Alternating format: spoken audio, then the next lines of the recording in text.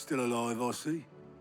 Something tells me that eyesore on the horizon is your doing. How'd you manage that? It's a long story.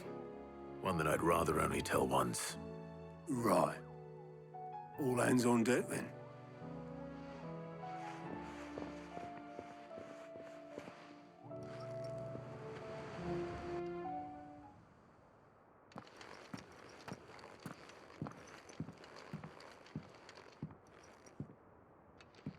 Is this everyone?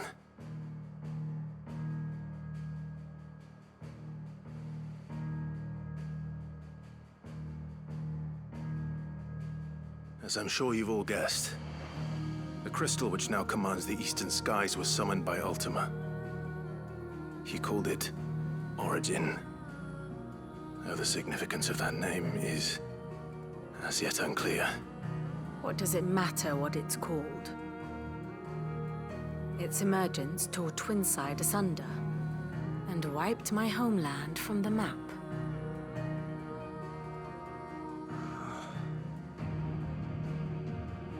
Mention of the Dominion spires can be found in the oldest of Valisthian records. But to the best of my knowledge, none provide any hint as to their true nature. That they would prove the horns of some slumbering demon. Well, the Dominion's demise was at least quick. Elsewhere, the Republican army cannot hope to contain the chaos engulfing Randalar. Canva is in flames, and the Empire. Our allies are crying out for answers. I've sent the Cursebreakers to give them what assurances we can, but right now that amounts to fuck all.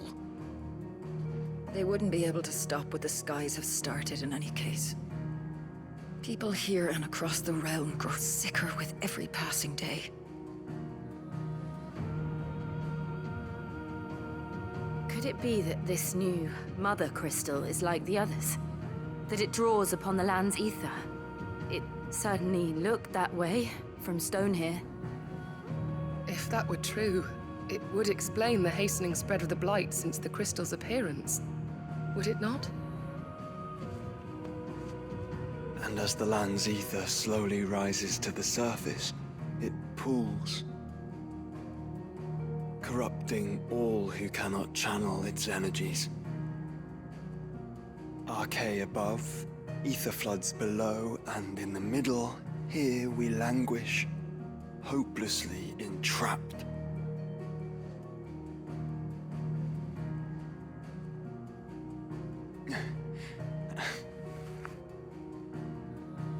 It's all right. When we faced him at Stone here, Ultima told us his true power quickens in the halls of Origin.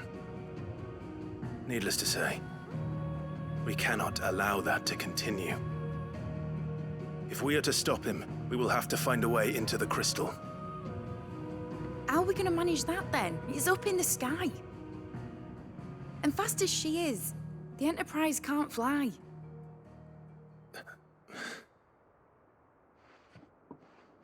It's a lot to take in, and I reckon we'd all benefit from some time to clear our heads. The answer will come to us. Don't you worry. Ain't that right, Clive? Right. That's right. Well, go on then.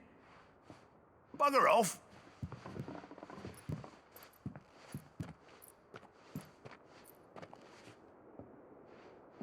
Same goes for you, Clive.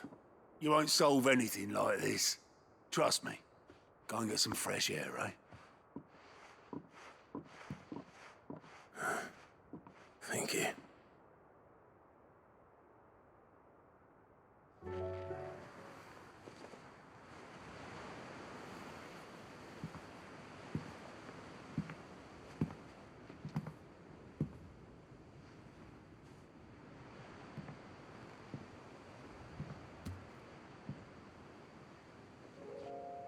Ultima may have created us, but he doesn't make us who we are. Only we can do that. And if he would have us fight for our survival, so be it.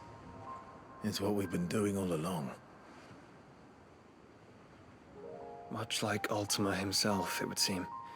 His new world being naught but a means to survive. And so, we must contend to decide which of us shall inherit the land. Should Ultima prevail, it will mean death for us all. Of that, we can be certain. But even should he fail, what world awaits us? A withered, godless place, where our newfound freedom will most like prove a chain in itself. Well, that may be. But a chain can always be broken. As long as one has the will to break it. It won't be easy. It may take generations. Centuries of suffering. And that is, if everyone plays their part. But it will happen. And when it does, it will be on our terms. That is the world that awaits us. Indeed. And what better world could one wish for?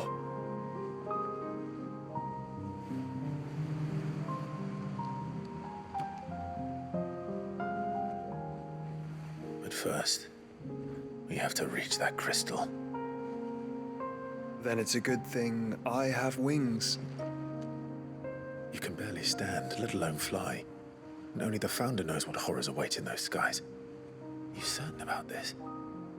Am I certain? I am the Phoenix. I will do what I must. This is our fight. Remember?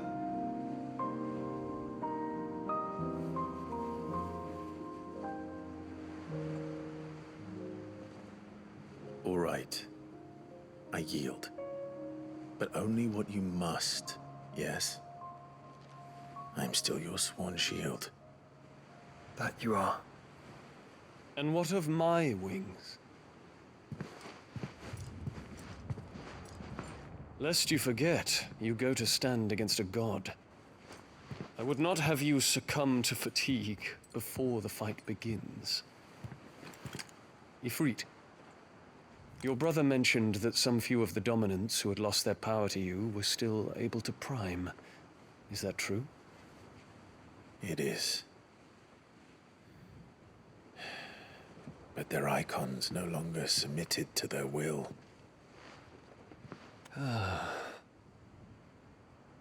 Then mine will have to be stronger. That you both might save your strength for the battle to come. You don't have to do this. If you do, there's a chance you might lose all you have left. And what have I but regret? My life ended in the Dominion. I fear death no more. Besides, I would have words with Ultima. He has much to answer for.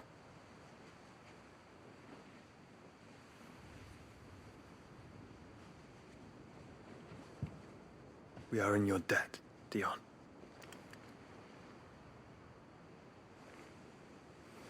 We can speak of debts when this is over.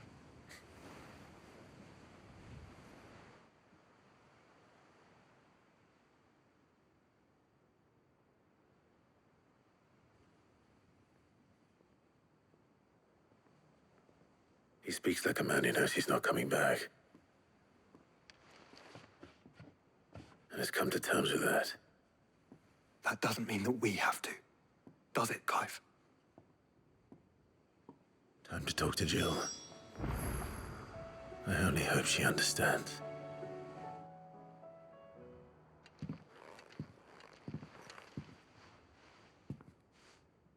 Come to wish on a star. That might not be such a bad idea. This is it, Jill. You know what I have to do. Why I have to do it. There's no turning back now. This is where our journey was leading us. Where it will end, for better or worse. I could pray to Metia for you. But you'll be all right, won't you, Clive? You always are. I did promise we'd watch the moon together. I'll be waiting.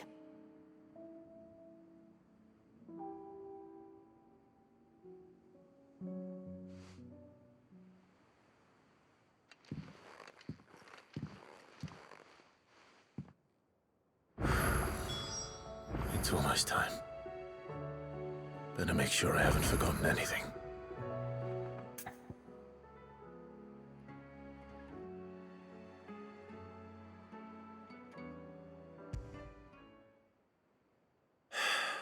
What is it this time, Torgal?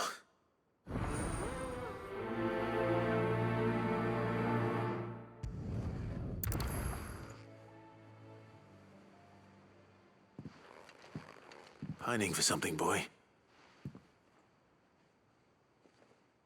What is it? What do you see out there?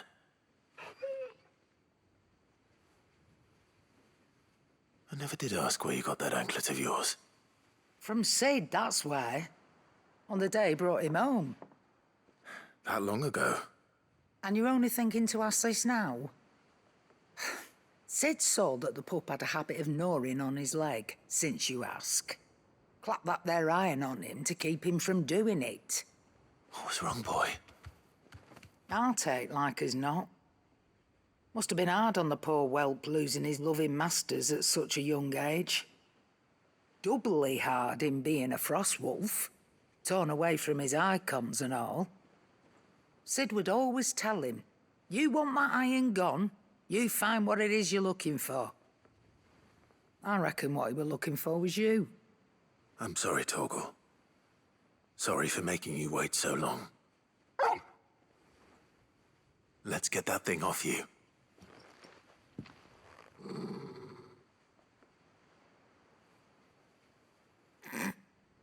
Doesn't sound like he wants it off. Indeed. You miss Sid as much as the rest of us, don't you?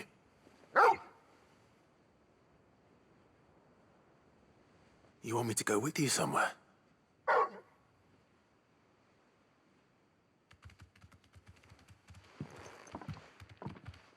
Quick, aren't you? Glad you've been paying attention. Not nearly as much as you have, Lady Karen. Aye, good thing and all. It's not like Gav would have kept him in nuts and rubbed his belly these past 10 summers. Your kindness is appreciated. You've been a good friend to him. Only because he doesn't talk back like the rest of you. Go on now.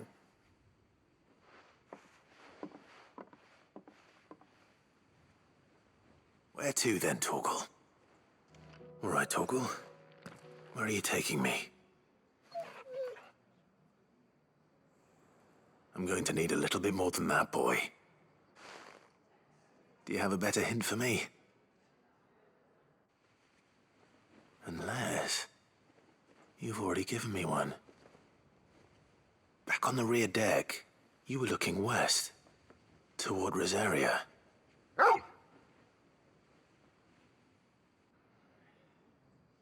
Why don't we try the rookery?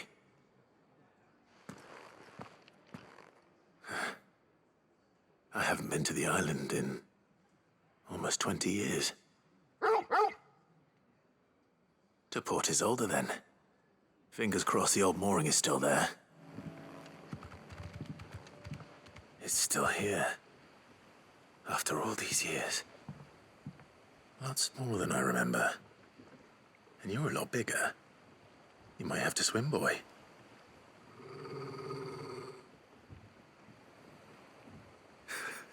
I wasn't being serious.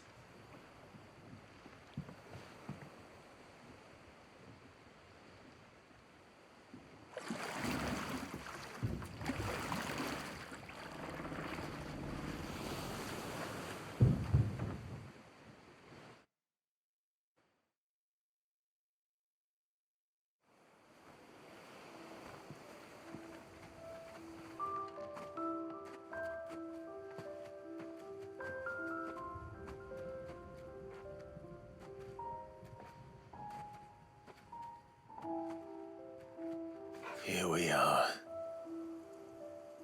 This was our hideaway. Wasn't it, Torgal?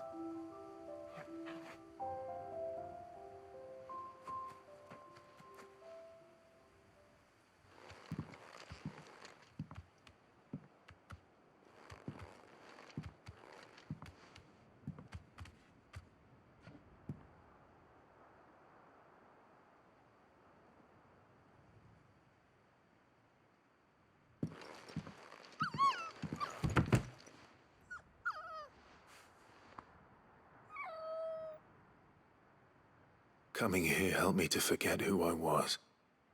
Or wasn't. Prince, shield. Son his mother could love. Had I been any one of those things? Perhaps.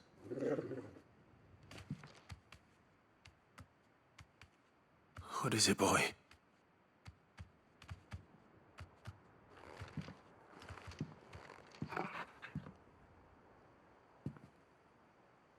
This is all from the castle.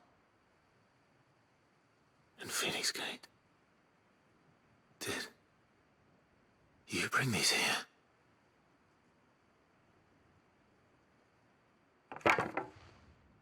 My sparring sword.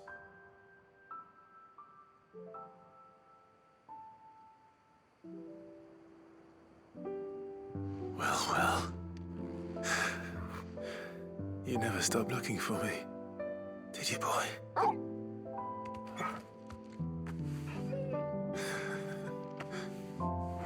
Thank you, Torgal. For never giving up. For never forgetting.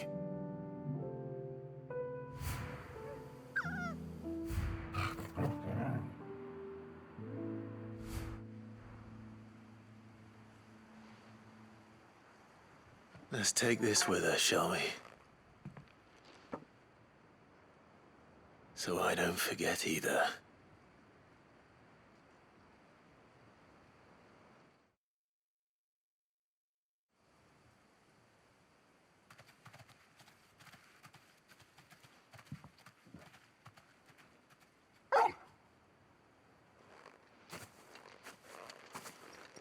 That's not the way back to the boat, Torgal. All right. I'm coming.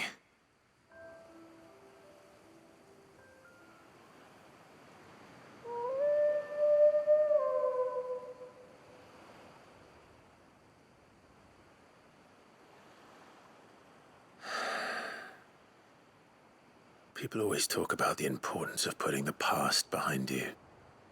But without it, we wouldn't be who we are today. And we certainly couldn't steer our way to a better tomorrow. Come on, Torgal. Let's go home.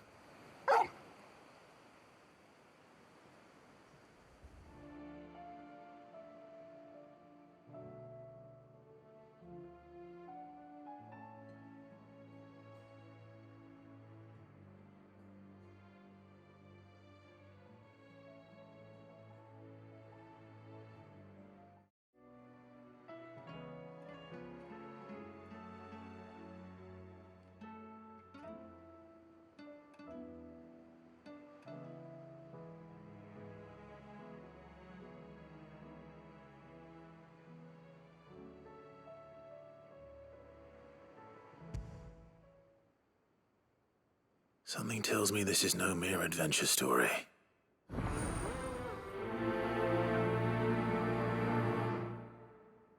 Vivian, I read your note, and I'd be happy to help you find the book you're looking for.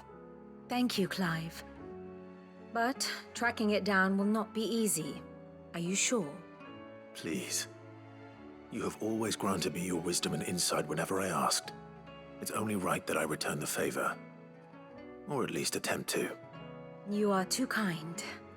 Alas, what I ask of you is rather more trying than delivering the odd lecture. I spoke with Hippocrates to see if he had any inkling as to where another copy might be found, but perhaps it is best that you hear the details from him. If you say so. Forgive me, Clive, for asking this of you. But this book, it set me on the path to becoming who I am today. Its importance cannot be overstated. Ah, Clive, my boy. What a pleasure it is to see you. Harpocrates, there's something I need to ask you. I've been charged with locating a book called From a Distance. Then you seek a rare gem indeed. One whose name I had not thought to hear from your lips. You've been talking to Vivian. Right as always. But she didn't seem keen to tell me very much. I take it she didn't like what you had to say. And yet I gather it did naught to dissuade her. Clive, if the young professor has tasked you with obtaining a copy, I fear she asks the impossible. The executors would not allow it. The executors? Coveters of Secrets, a clandestine organization committed to the collection and intenebration of forbidden texts and technologies. One such text being the tome Vivian seeks, chronicling as it does the true history of the enslavement of bearers, a tale which could overturn the established order were it ever to become widely known. Or, so rumor has it. I've never actually read the thing, or even set eyes on it for that matter. How is it that I haven't heard of this organization? Why, secrecy is the executor's watchword. They lurk in the shadows, emerging only to seize that which must be seized, be it books, inventions, or people, before disappearing again, leaving nary a trace. Which would explain why Vivian's copy was snatched from her grasp not long after she found it. By the hand of the executors, yes. But what drives them? Self-interest or ideology? A fine question. Sadly, all that is known of the executors can be recounted in a single breath. You may just as soon ask me of their origins, numbers, or the identities of their leaders. Any answer I give would be pure speculation. Then my hunt was doomed from the first. What was Vivian expecting? That I'd pluck it from thin air? Not from thin air, no. From ash. Rumors of the executors are rife among the scholars of Storm, but rather less so across the strait. I have a friend. Well, I had a friend in the village of Garnick, a collector of rare tomes, upon which subject we would oft correspond. Alas, I have heard naught from him since the skies fell dark. And no doubt he too has turned. But though he did not mention it by name, it is possible that a surviving copy of From a Distance yet rests upon one of his many shelves, quietly awaiting discovery. If you were, by some chance, able to save even a single book from the poor man's library, I know his soul would rest easier. Very well. When I next find myself in Waloed, I'll be sure to pay Garnick a visit.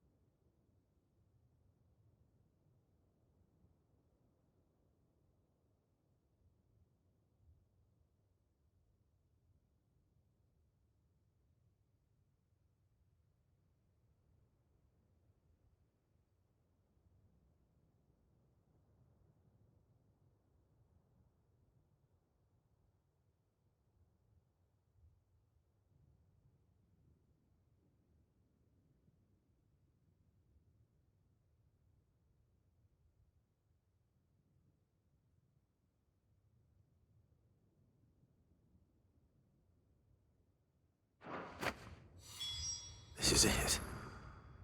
But if what it says is true, I need to get this back to the hideaway. Leaving so soon, stranger? We've been watching you. From a distance, so to speak. Subtle. I know who you are. Then we need not waste time on introductions. Hand me the book. Leave it in our care and return to your life. Your care? Do you mean to burn it or bury it? That is not my decision to make. But by one means or another, its contents shall be removed from the common record. Then I'll have to politely refuse. I won't let you erase our history. Then we find ourselves at an impasse. Very well. The book can just as easily be pried from your dead hand.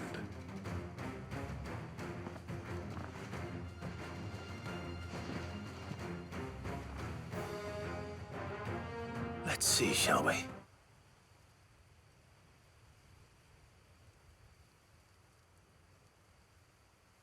Impressive.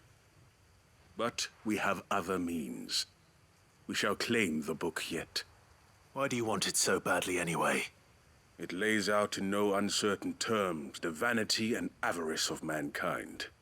It tells the shameful history of the persecution and oppression of a gifted few by a giftless many. Would you say that this interpretation was correct? I don't know. You don't know. Your sword may be sharp, but your wits are dull. So let me answer for you. There is no correct interpretation of history. That a series of events took place may be proved beyond a doubt. But there can be no single, immutable explanation as to why they came to pass. It is a question of numbers and of belief. If enough people believe that a set of events occurred for a reason, that belief becomes the truth. So you're trying to control the truth? We are trying to protect people from themselves, from knowledge that would bring them naught but pain. That is all. You may keep the book, for now. The world is small. We shall meet again. Until then. Wait!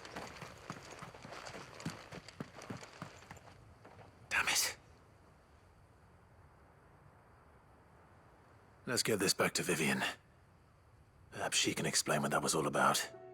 Vivian. I found it. The book you lost.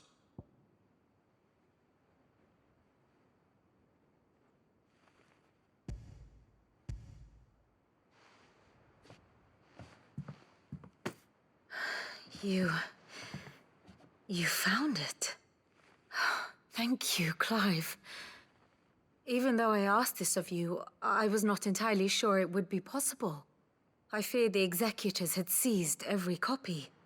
I met with one of these executors, and I convinced him to let me keep it. He told me something. That the truth is just a matter of collective belief. And that if enough people believe a lie, that lie becomes the truth. It does. But it also means that the truth is not immutable, that it can be changed, provided that those who wish to change it can convince enough people that their perspective is the correct one. As the sad history of the bearers proves. You said that the book inspired you to become a scholar. It did. Or its author, rather. She was a heretic, you see. A firebrand and a dissenter. A gallows stood ready for her in every corner of the realm. And by shunning society, or perhaps being shunned by it, she stumbled upon a truth so potent that an entire realm trembled at the prospect of its utterance. I, too, have always felt somehow set apart from the world of men. A stranger to my own species. She taught me that my solitude was not a curse, but a gift.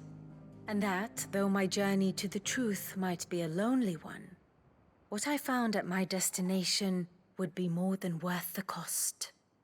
Do you still feel that way? That you're not one of us? Honestly, I'm not entirely sure anymore. Since coming to the Hideaway, I find my thinking somewhat clouded. Perhaps the result of studying mankind from a rather closer perspective than I had intended.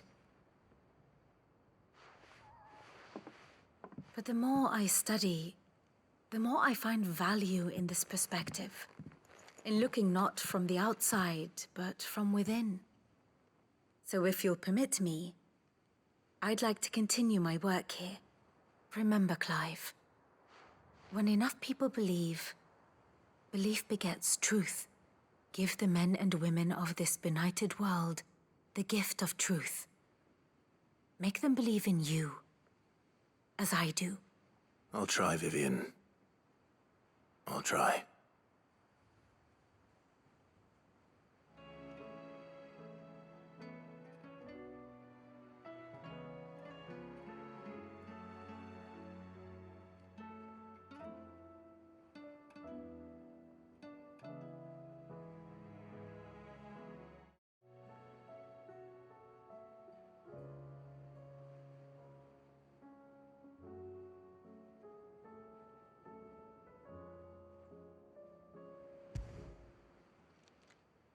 It's usually me making demands of Hippocrates. I wonder what this is about.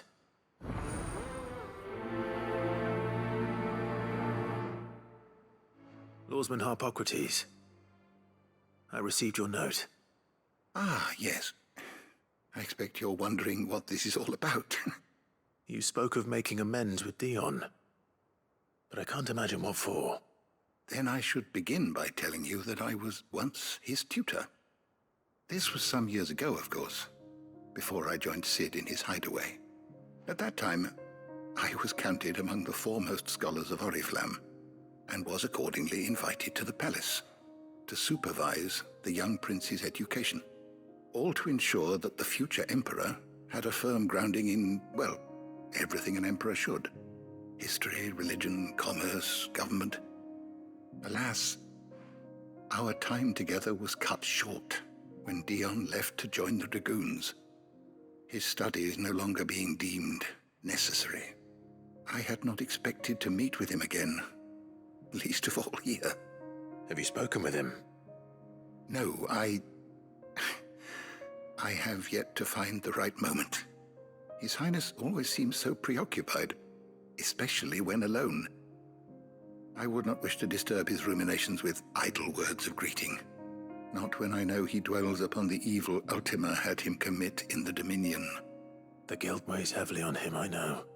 But as you say, that was Ultima's doing. Surely you can't blame yourself. When I first met him, it was not guilt, but his people's expectations that weighed heavily upon him.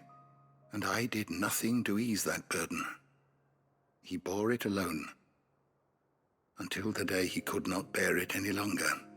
It is one of my greatest regrets that I only ever offered him my wisdom, when what he truly needed was friendship. The blame for Dion's transgressions lies not only on his shoulders, but on mine. I see. I'm ready to help you in any way that I can. Then I beg that you bring me a wild wyvern tail. Apothecaries across the ages agree that even to glimpse such a flower is to be granted inner solace. Fabulists and fraudsters all, of course. But there is oft a seed of truth to be found where even the most outlandish opinions align. Well, it can't hurt to try. Where can I find this flower? And how will I know it? You have seen cultivated wyvern tails before, I trust. The lily-white blossoms from whose roots the poisonous ink for the brand is distilled. Well, those which grow in the wild differ only in their purple hue. The harsher the environment in which they are raised, the deeper the color. There is a waterfall in Rickmal's roost across the strait, where the flowers once grew in abundance. Whether they still survive there, I know not. But try as I might, I can find no likelier location. It's all right. I'll find you a wyvern tail one way or another. Thank you, Clive. And please, be safe. Oarsman, I found the flowers you were looking for. You did? I think I did.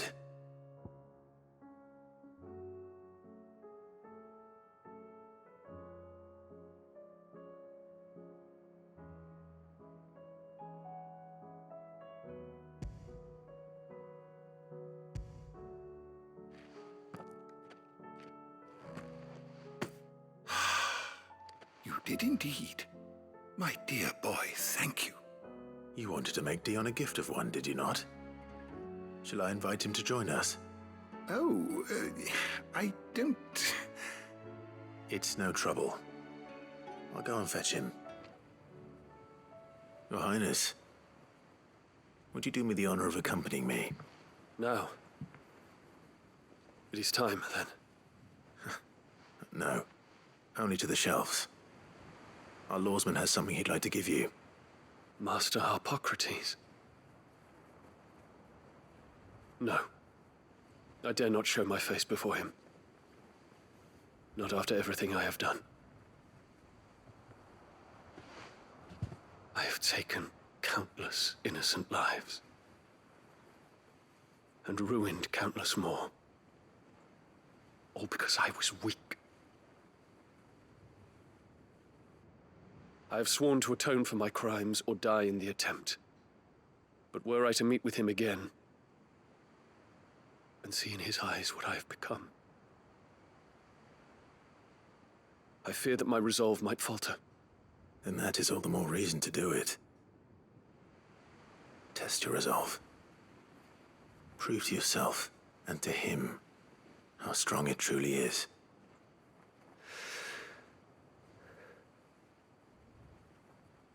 You are right.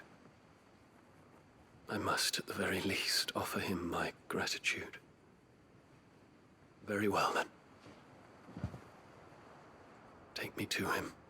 Follow me.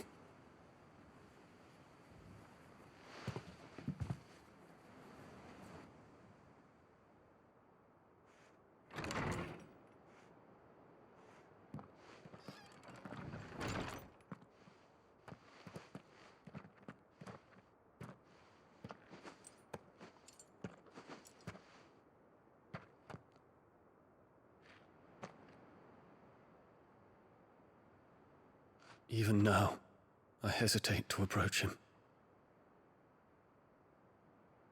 What must he think of me? You'd be surprised.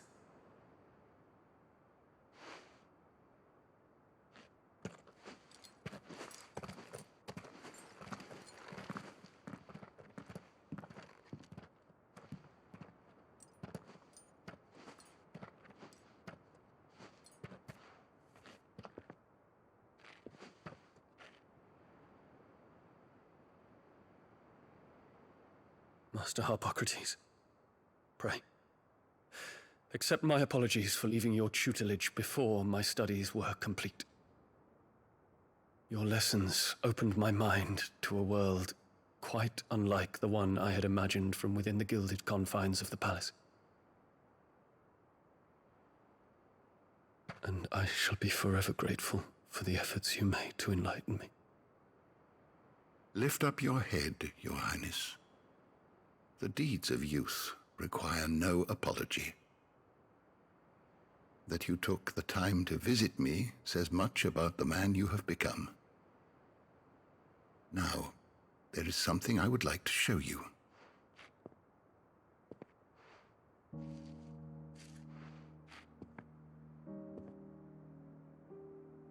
Is that a wyvern tail? The color is unfamiliar to me. Because it is unique to those found in the wild. Something in the harsh environments in which they grow lends them this striking hue. Their roots are indistinguishable from those of their hothouse cousins, but once they bloom, the difference is immediately apparent. In this flower, I see you, Your Highness. Its roots were the roots of a wyvern tale, with all that implies. But they do not define it, just as yours do not define you. I want you to have it, that it might remind you of this truth.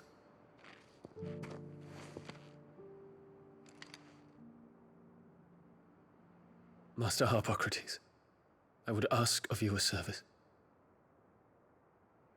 Keep your gift until I have fulfilled my duty to the realm, for only then shall I be deserving of it.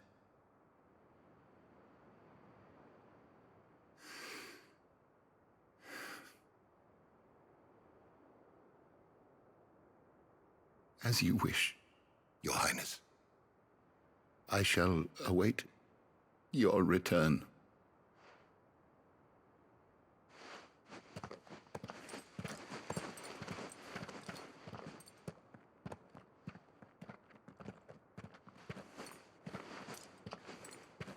Our roots do not define us. No wonder my stepmother didn't like him. For reuniting me with memories I had thought long lost.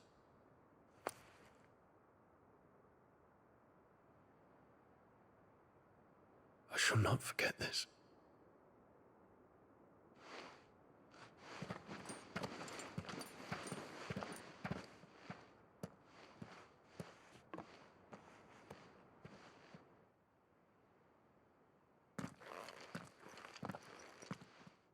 Thank you, Clive.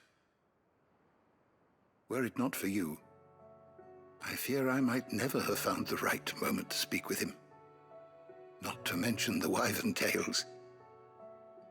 I shall plant their seeds, that I might not disappoint His Highness upon his return. I hope the soil in the hideaway is to their liking. Why, these flowers bloomed in the bleak, black wastes of Waloed. I'm sure Nigel's yard will suit them to a T.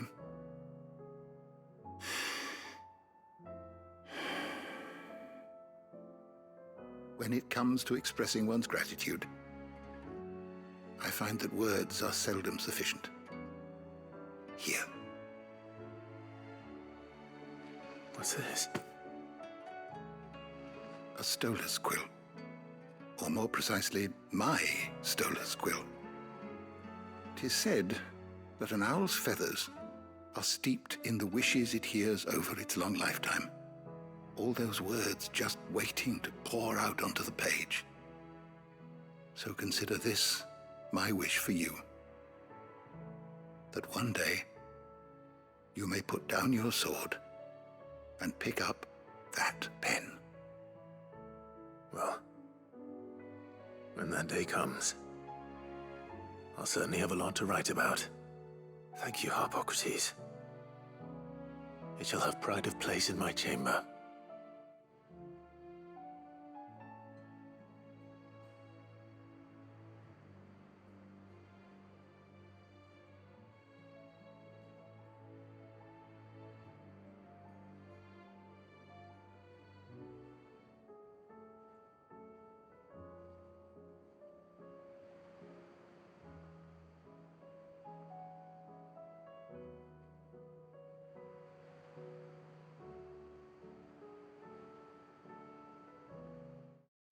Clive, my boy! Rutherford informs me that we owe you our thanks. Hadn't intended for you to get involved, but such are the times we live in, huh? I would have done the same for anyone else. You're far too modest, Clive. You'd make a terrible nobleman. But tell me, is the realm truly in as dire a state as Rutherford suggests? From what little I saw, you were right to be worried. I suppose I should have expected the worst. But I was rather hoping the great and good of the realm might have things a little more under control. Alas, it seems that firm leadership is in short supply these days, and without it, the people are bound to lose their way. We must move quickly. But where do we start? True, the challenges that face us are many. But in my estimation, there are two key areas to be addressed before any other. The realm's armies and her larders. As you've seen firsthand, it's every man and woman for themselves out there. Certain cities have banded together to try and maintain some semblance of order, yes? But such cases are few and far between. And yet, the only remedy for the chaos that faces us is unity. A unity that transcends even the borders laid down by our ancestors. In short, if Storm does not stand together, she will fall apart.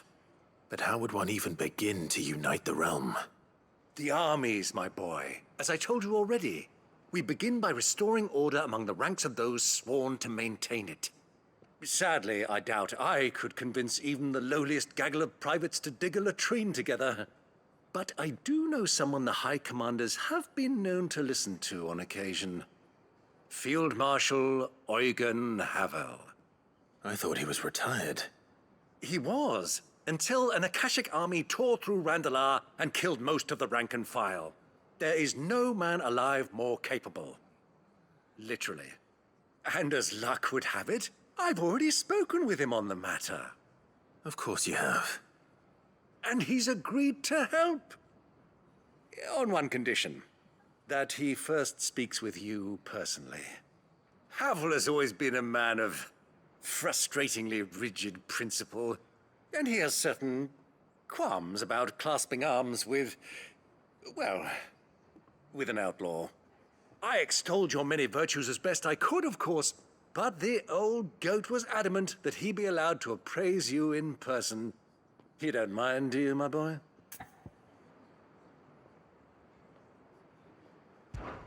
Of course not.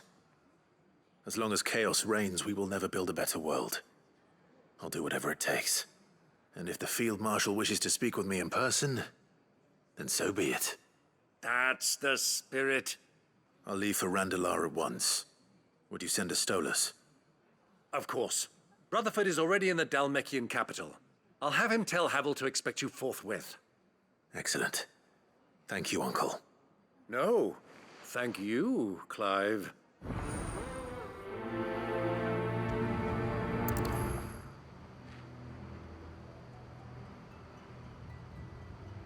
Turncoats and cowards, the lot of you!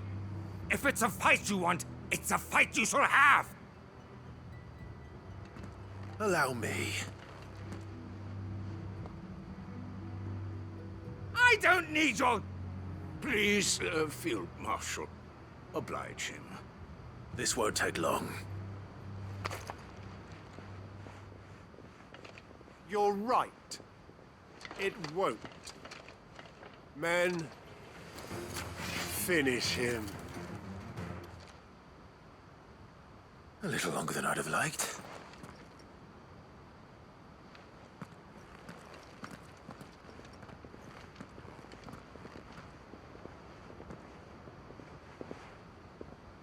Field Marshal Havel, I presume. Are either of you injured? No, my lord. You arrived just as our escort turned on us. Fucking traitors. I'd heard reports of soldiers in the outlying regions abandoning the oaths they swore. But I hadn't thought the corruption had reached so close to the heart of the Republic. It's a fucking disgrace. Your interfering old bastard of an uncle tried to warn me, of course. My lord Marquis. Or is Sid the Outlaw more to your liking? Call me what you want. It doesn't change who I am, or the urgency of the message I bring. My uncle has a plan to right the realm, and he needs your help to see it through. Before I agree to anything, I'd have you answer one question. What do you stand to gain from all this? I won't deny that I might benefit from further chaos. But I seek a new beginning for all of us. And while the choices I've made may not always have been the right ones, I know I made them for the right reasons. For so long, so many of us have been told how we could live, how we could die, when it should have been our decision all along. Now, we have a chance to put things right. But in order to take it, we must stand together. Even if it be beside those with whom we don't see eye to eye.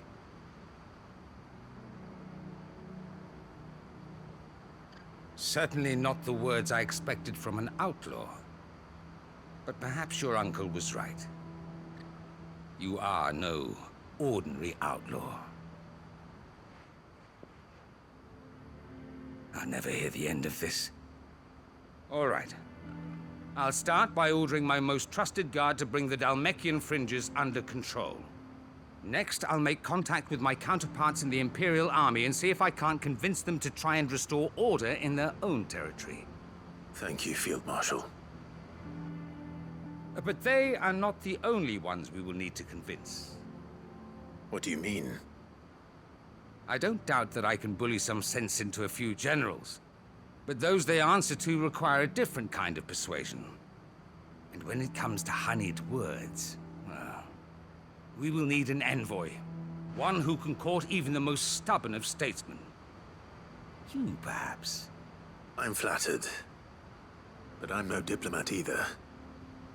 And I have other problems to attend to. What we need is a skilled arbitrator. And I may know just the person.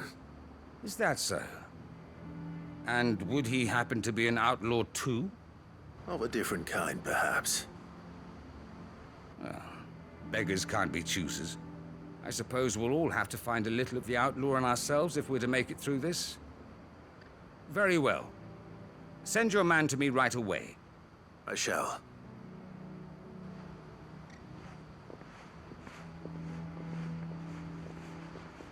My Lord Marquis. Your Lord Uncle bade me escort the Field Marshal to his manor in Port Isolde. And I will see that my associate joins you there. Very good, my lord.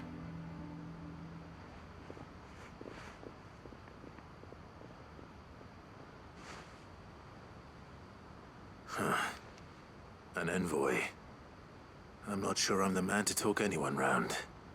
I can barely convince my brother to take his medicine. No. This is a job for someone with experience. Someone like Quentin. I hope I can convince him at least. Quentin, I have a proposal for you. Do you now? Something tells me you'll be asking more of me than a cask of Gotand gold. Go on then. Propose.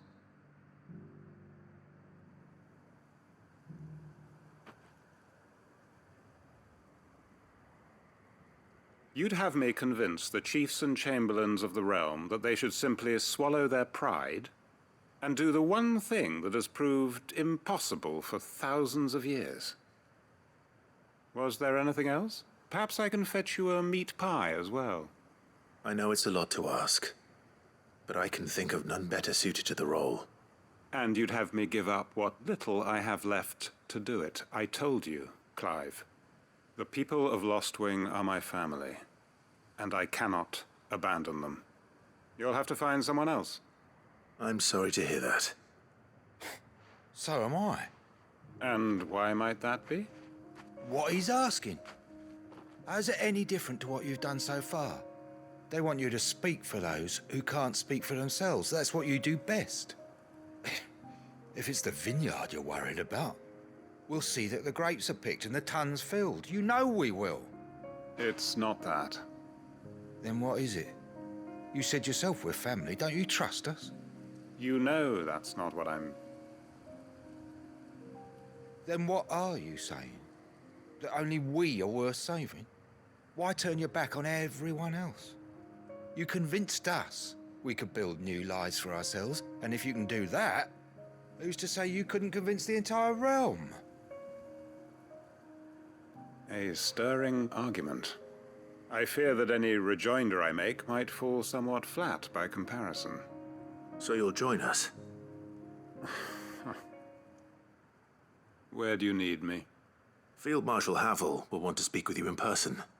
He's currently in Port Isolde. I can arrange for a party of Cursebreakers to accompany you there. That would be very much appreciated. I hear the roads are far from safe these days. Hopefully not for long. My uncle will want to know that his plan is taking shape. Uncle, I bring good news. The Field Marshal has agreed to your plan. Ha! Of course he has. I didn't doubt you for a moment, dear boy. Rutherford is accompanying him back to your manor in Port Isolde as we speak. They will await your return there. As will one other. One other? Who, exactly? Lord Havel was concerned that even if he could get the realm's armies to agree to an accord, he might not be as successful in convincing those with political power. He asked if I might have a solution, and I suggested a certain Imperial Lord Magistrate turned Liberator. One of your co-conspirators? Master Quinton would probably call me one of his, but yes.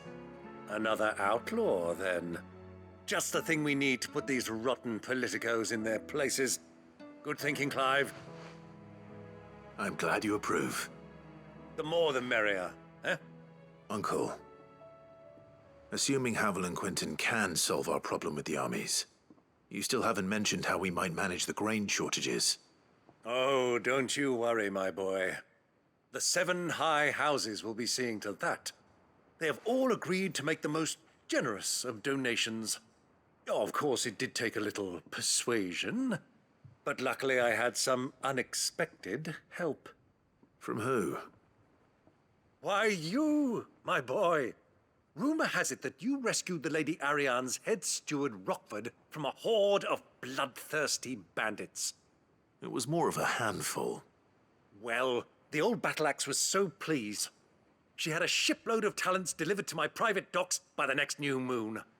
And when the other houses saw the parsimonious old crone's purse strings finally loosen, they as good as tripped over themselves in the rush to follow suit. I'm happy to hear it. Now, I must be getting back to the manor. Join us there at your earliest convenience, would you? Of course, Uncle.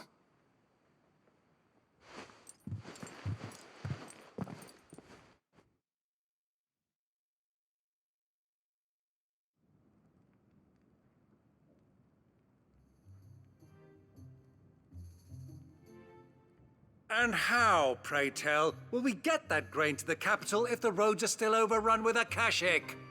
You find another bloody road. I only have so many men, and I'm not about to send them headlong into an ether flood.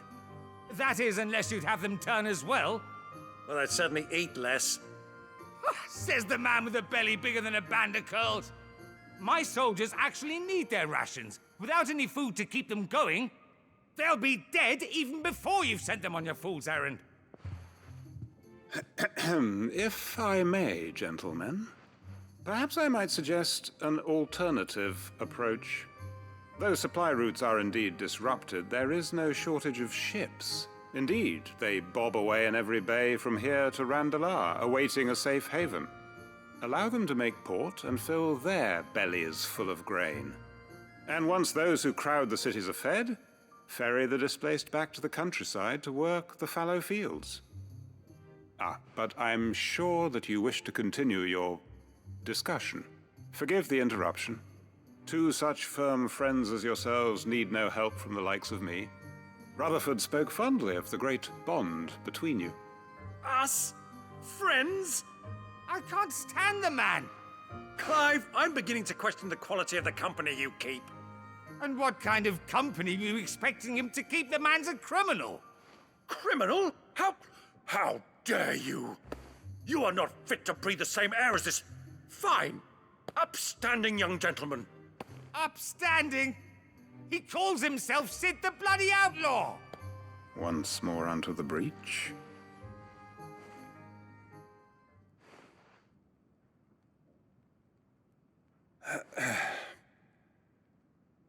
Shall we begin again?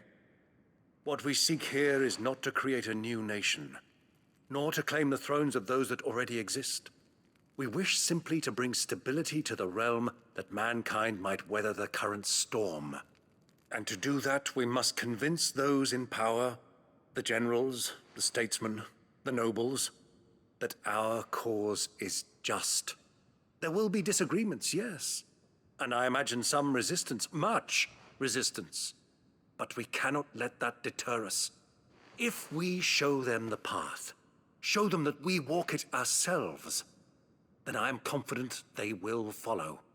The fate of the world lies in my nephew's hands, but the well-being of her people lies in ours. And we must not squander the chance that Clive has given us. Uncle Byron, Now, with that settled, let's move on to the signing of the accord. For what great moment in history hasn't been accompanied by a little ceremony?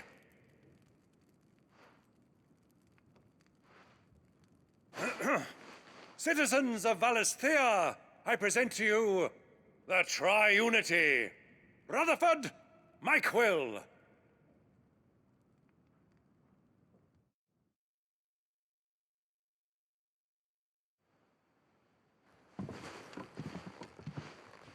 Well, my boy, the stage is set. That it is. This is the role you were born for. Now I ask only that you trust in the talents of your supporting cast. We shall play our parts to the best of our abilities, that you might have the opportunity to shine. The realm needs its Sir Crandall. And there is no better Crandall than you, Clive. I want you to keep this signed accord as proof of our faith in you. I will. Thank you, Uncle.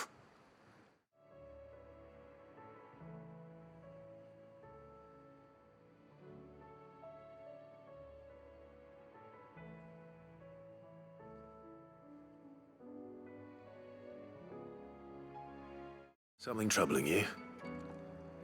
No more than usual. It's just... Eda's baby will be coming soon, and I wanted to make something for it. I'm sure she'd like that. Back in the north, families would always make gifts when a bairn was on the way. Yeah, let the little tykes know they were welcome in their new homes, like. So, what's the problem? Well, the problem is that Eda's due any day now, and I don't know if I'll be ready in time. Is there anything I can do to help? You know, there just might be. All right then. What exactly are we making? A good luck charm. But not just any good luck charm. Not just any. No. One made from the feather of a silver chocobo. There's nowt lucky in all the realm, or so we used to say back home anyway. Thing is, they're hard to come by. Had Otto and Karen check with their suppliers, but nothing. I'd try and track one down myself, only... Only the big day is fast approaching. And that's all you need, a feather. That or the bird whose horse it's attached to, aye. I was gonna start by asking around with traveling traders plying the northern borders. Well, there's no shortage of those passing through Martha's. I think I might make that my first port of call. I'll let you know if I find anything. You're a good friend, Clive. I won't forget this.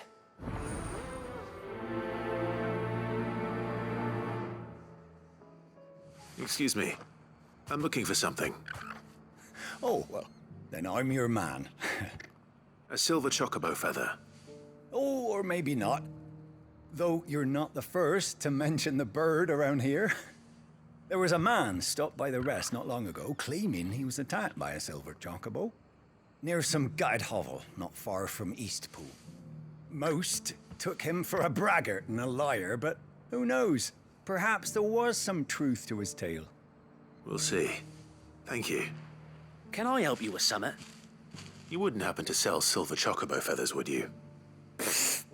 I deal in fruit, not fancies. But if it's fancies you're after, I suggest you try Rhiannon's ride. Was a silver chocobo seen there? Oh, yes. If you believe the ravings of a madman.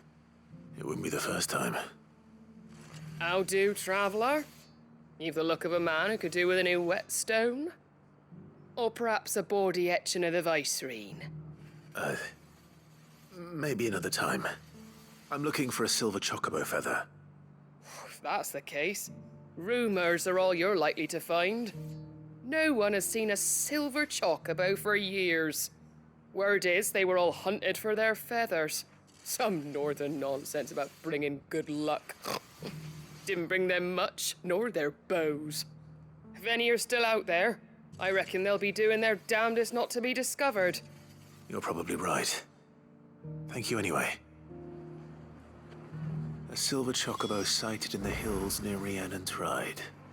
It sounds almost too good to be true. But since I'm already here, well, I'll be damned.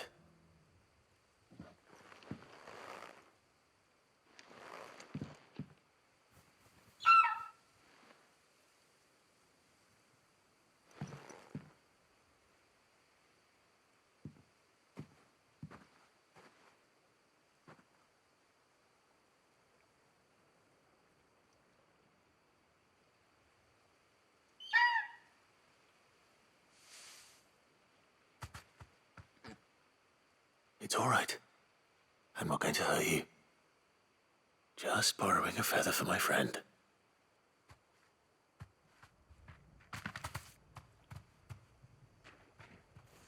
Thank you.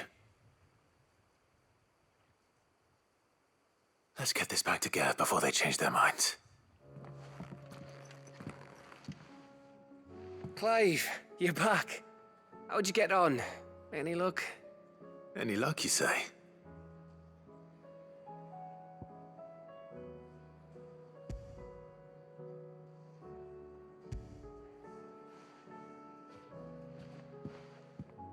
Crystal's crack. Is this what I think it is? Where in the hell did you find it? It's a long story.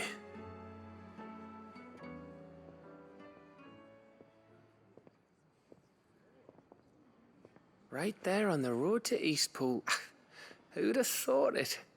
Everything up there's been abandoned for years. The empty cabin made for the perfect shelter. Though I fear my presence may have forced the poor creatures to look elsewhere. Don't blame yourself, Clive. The Blight's right on Eastpool's doorstep. They'd have had to move on before long, even if you hadn't have turned up. They'll find a new home. Trust me.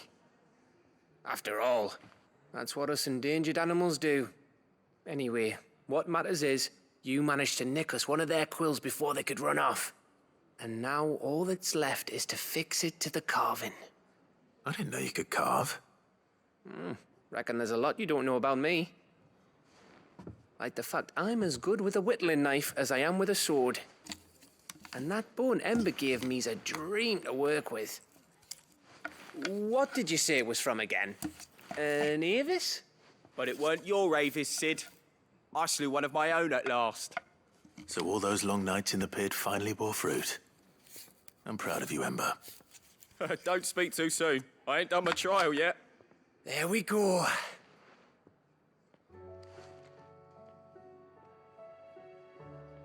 What do you think? I think if you ever hang up your scouting cap, you'll be able to make an honest living. Now will I? I should go and see if Ed is awake. Give it my best. You can give it to yourself.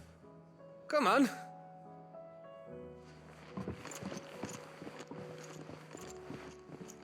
Ah, me lords. How are you feeling? Well, thank you. Is something wrong? Wrong? No, nothing like that. What it is... Go on, please.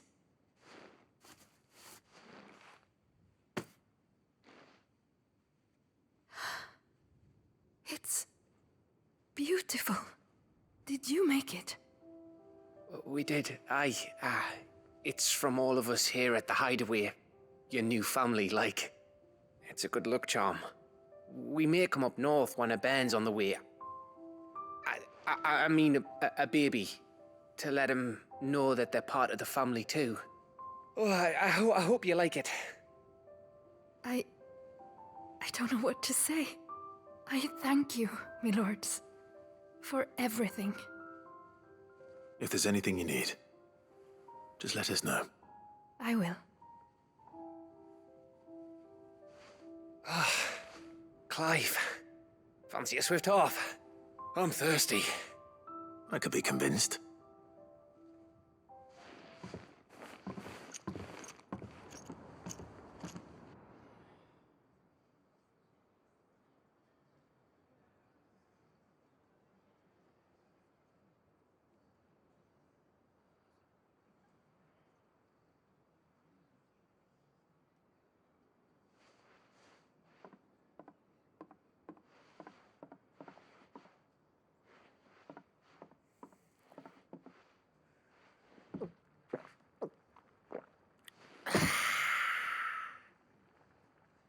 Don't you think you've had enough?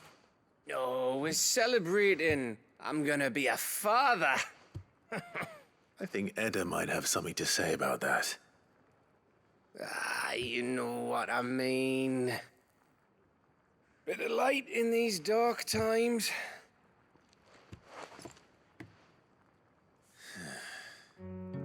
Wasn't long after me 10th name day, my mum told us she was with child again. I was over the fucking moon. I was looking forward to having a little one to lord it over, what with me being the runt of the litter. Thought I'd finally have a chance to prove to the world that I could be a big brother. Imperials came the day she went into labour. Had myself a baby sister, and then I didn't. My whole family gone in a blink, while I hid in the cellar like the spineless little arsehole I was. Great brother I turned out to be.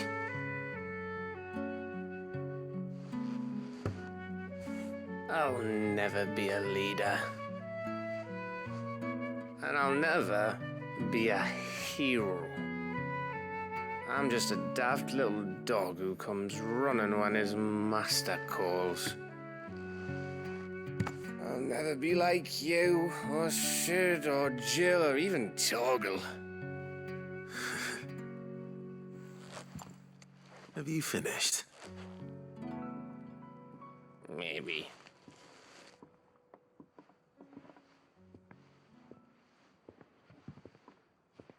Do you know why you're our best scout? Because you don't need anyone to hold your hand. Without your resourcefulness, your courage, your determination, I don't know where we'd be. Maybe hanging off a cliff like, That was only the once. Exactly. You learned from it. And here you are after Founder knows how many missions, stronger for everyone. And let's not forget Rosalith. Who was it who freed me from the dungeon? Who was it who ran to Jill's rescue? That would be me. Because you're our brother, Gav. My brother.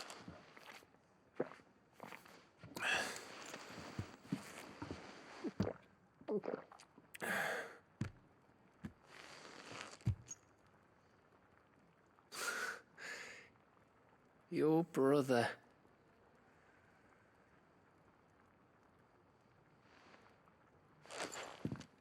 Which means that when the time comes, I get your room. And your sword.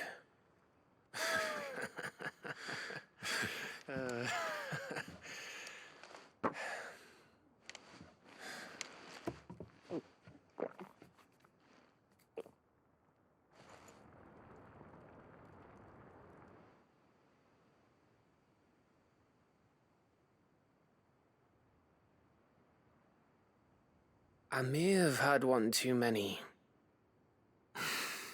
you may have had 10 too many. I said I was thirsty. Gotta get back to work anyway. After I walk this off. Clive? What is it? Thanks for, you know. I know.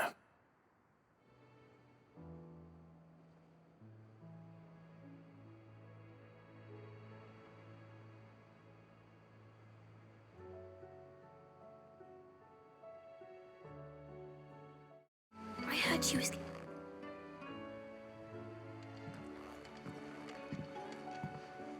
Sid, you have to help us. With what? You didn't take apart another of Mid's contraptions, did you? No. Well, yes, but that's not what we want to talk to you about. It's Miss Middledal. She's been acting strange. Very strange. She's barely ever around. And when she is, she acts like we aren't even there. Her head's in a crowd. In the clouds. That's what I said, in the clouds. Well, she does have a lot on her mind.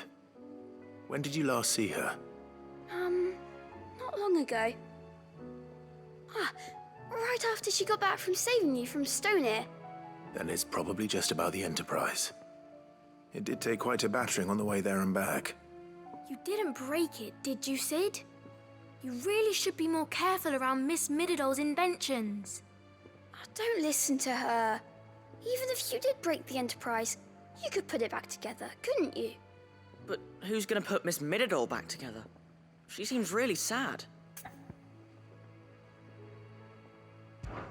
Why don't I go and see if I can cheer her up?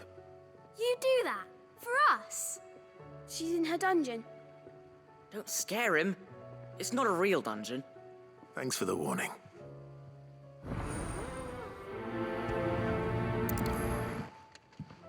Mid, if you have a...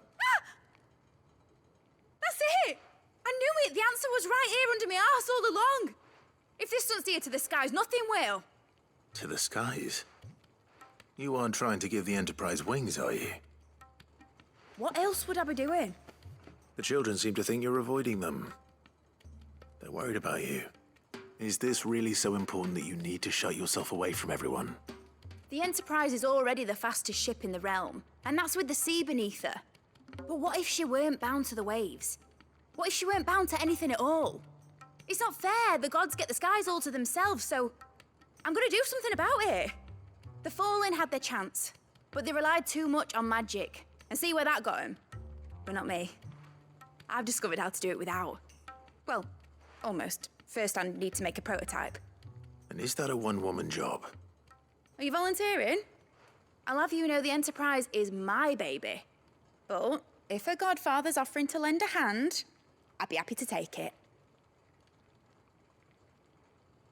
First, I'll need oil, and not just some old drippings from Miss Molly's spits in the Tub and Crown.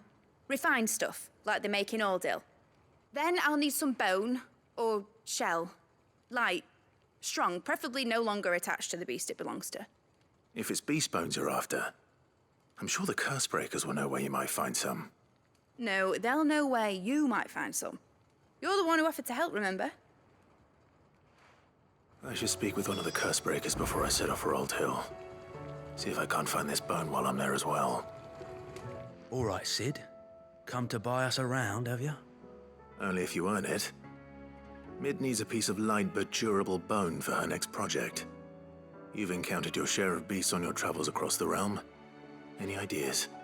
Most bones are the same. Whack 'em hard enough and they'll break. If it's durability you're looking for, shell will serve you better. You know what an adamantus is? I do. And I know to give them a wide berth. Will any old adamantus do? Well, with shells, the older the harder. There's a rumour of an ancient adamantus down in Karava, near Old Bidza. Or what's left of the village anyway.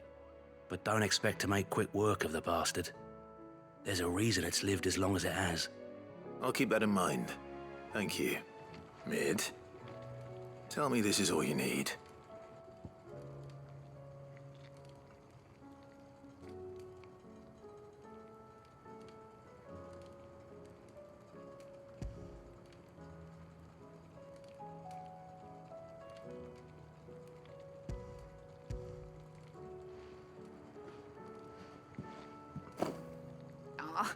You make it sound like I asked you to save the world or something.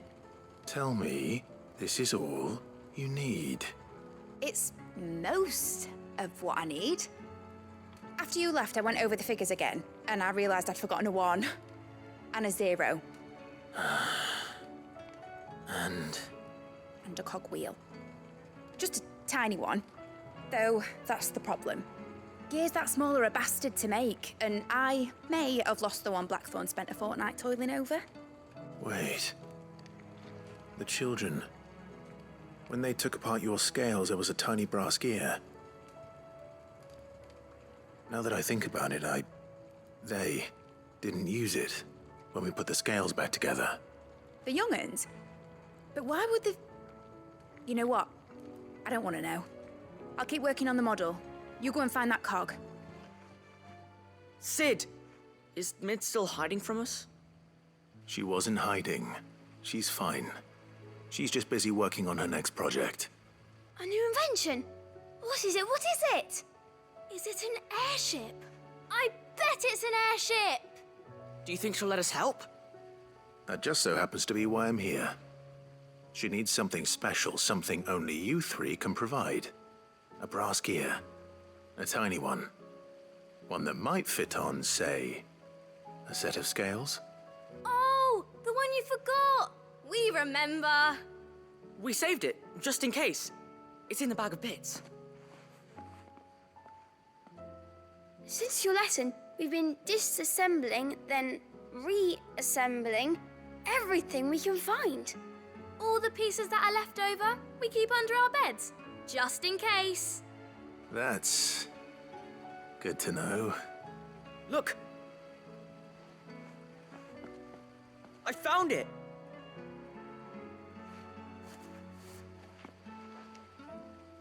Is that all? Just the gear? We have more parts if Mid needs them. That's all for now. But I'll let Mid know about your hoard. Just in case. Thanks, Sid. Well, did they have it?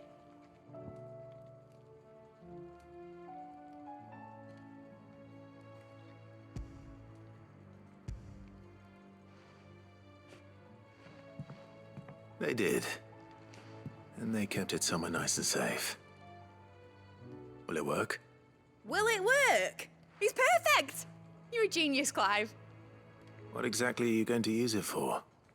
Only the most important job of all. The wings aren't going to move on their own, but with the right cog in the right place, well, you just wait and see.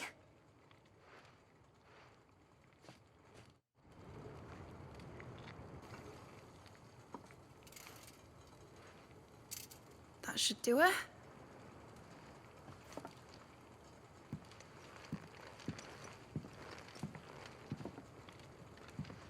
Here goes nothing.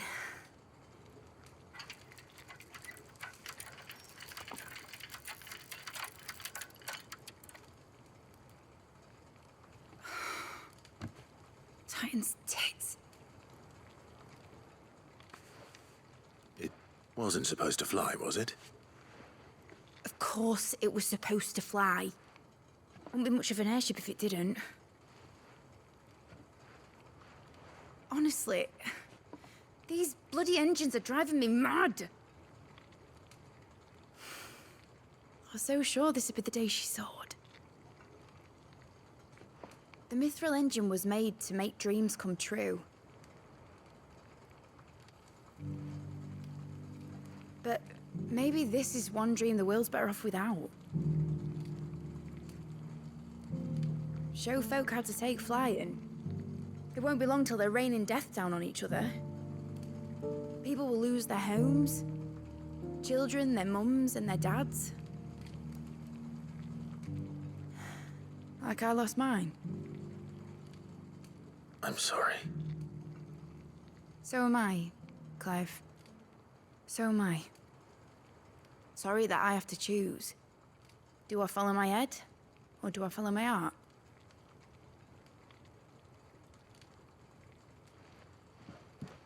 Good question. The first time I stood on the deck of your ship, felt the wind in my hair. It was like I was flying. But imagine how it would feel to actually do it. My dad always said there were two ways of living life. Chasing a dream or shuffling to your grave. And he were right. Right about a lot of things. Not that I like to admit it. People need dreams to chase. Especially in a world like this.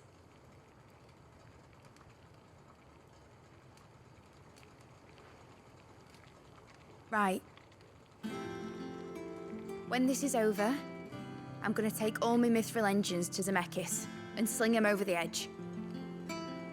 I won't have my dream end up turning into someone else's nightmare. But all that hard work... All that hard work will not be used for war, Jamie. But it ain't like it'll be gone. Tell me, Clive, have you ever been on a treasure hunt? Not since Joshua and I were boys. Why do you ask? Because I'm gonna bury the engine schematics and leave behind a little riddle telling people where to find them. A really hard one, so that only the most dedicated dreamers will ever be able to work it out.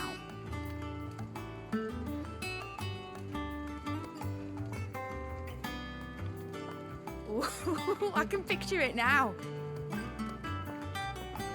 Some daft general squinting at the words with a gormless expression on his mug. Like that one, yeah. Right.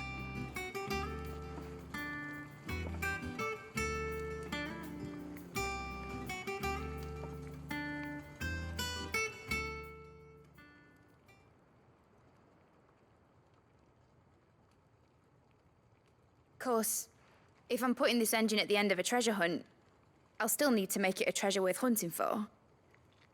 Won't be much of a prize if it couldn't even make a toy boat fly after all.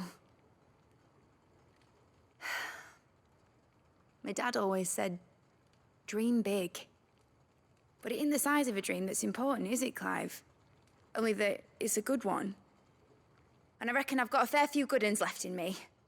I'm sure you do.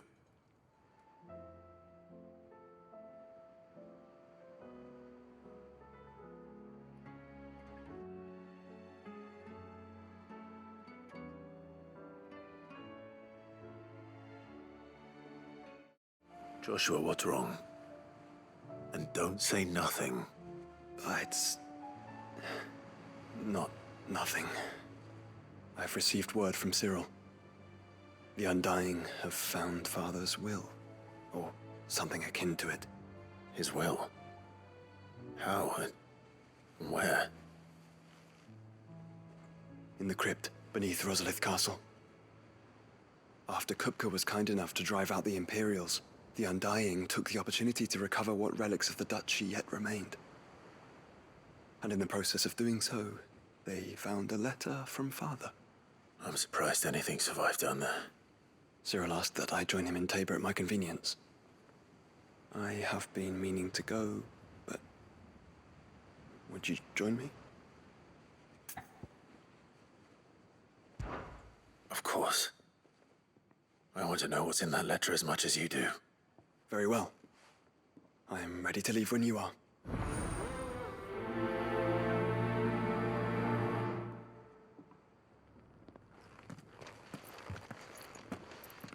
Your Grace, my lord, I trust your journey was not overly onerous. Cyril, you found a letter from Father? Yes, I have it here.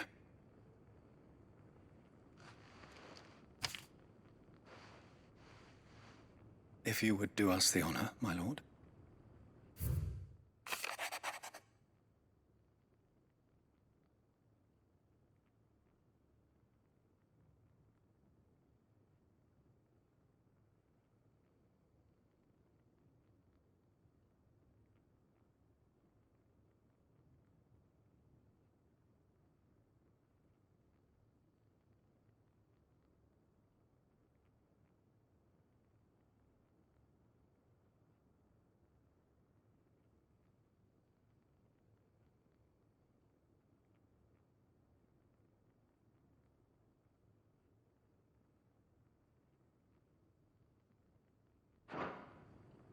An inheritance.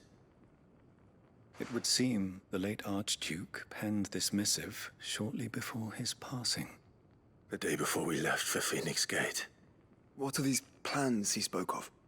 His plans for the duchy, Your Grace. Your father entrusted them to my predecessor, the former bearer of the Burning Quill, who entrusted them in turn to me. The complete emancipation of bearers is their stated aim. But your father's dream did not end there. His Grace also spoke of building hospices to care for those stricken by the curse, and the founding of a new university to further the development of non-magical technologies. With the blight spreading ever more widely across the twins, Archduke Elwyn saw this as the only means of securing Rosaria's survival. He wished to see men and bearers treated as equals. To see centuries of common wisdom overturned. Small wonder he did not think it achievable within his lifetime. But he thought it achievable nonetheless. Had he not, he would never have written this message. Nor would he have entrusted his vision to his most faithful aides, those who would have stood with you, shielded you from the machinations of the less benevolent personages at court. It's a pity only they are still with us. 'Tis true that those most loyal to your father were the first to suffer the Duchess's wrath. But one at least remains, and she has come bearing gifts. What do you mean? Mayhap it is better that she explain, my lord. After all, the duties entrusted to me by my predecessor extended only to recovering His Grace's will and arranging a meeting with the one who might execute it, or a part of it at least. And where is this woman? She awaits you in the archive, Your Grace. Thank you, Cyril. Shall we then?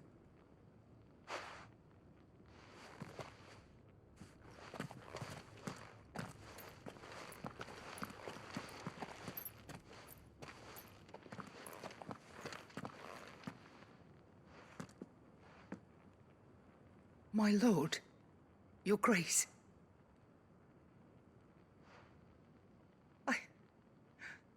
I hardly recognize you. I am Goditha, retainer of House Rosfield, loyal servant to the Phoenix and his shields. Your father, the Archduke Elwyn, entrusted me with the delivery of a gift. I only hope you can forgive my tardiness in bringing it to you. Lift up your head, Lady Goditha. You have our gratitude for your service to our house and to our father. I merely did my duty, as any proud Rosarian would. My lady, perhaps you could explain a little more? What exactly is the gift you bring? As I'm sure you know, it has long been the custom for the children of House Rosfield to be presented with certain keepsakes upon their coming of age. Indeed it has. Our father often spoke of the day when our turn would come. And had he lived to see it, he would have presented you with the treasures I bear. Matching armbands for you both. Alas, he did not live. Indeed, he was taken from us even before they could be completed. He had intended to claim the Heartstone with which each armband was to be finished himself, but it was not to be. And his gifts remain incomplete. I see. It saddens me to bring them before you, as they are. It was your father's wish that you be presented with the finished articles, not these works in progress. But with his grace long since gone, and the stone left unclaimed, I had little choice. You are grown men now, and his house is yours. And while I would not presume to insist upon your claiming the Heartstone in his stead, I know that nothing would have pleased him more than for you to do so. Thank you, Lady Goditha. What say you, Clive? What else? Of course, my lady. May our father's will be done. Oh, I am much obliged. Do you know where we might find this Heartstone, my lady? I do. Though it may be a matter of a good deal more than simply happening upon it. It is found in the bellies of elder griffins, you see. We do at least know where to find one. A certain specimen has made its nest in Titan's Wake, not far from here. A certain specimen? You are most perceptive, Your Grace. In answer to your unspoken question, yes. In fact, this is the very same beast your father meant to slay. I have been tracking its movements since you were but a boy. Were you to slay it in his stead, as men of House Rosfield, it would surely make your father proud. What say you, Joshua? What else?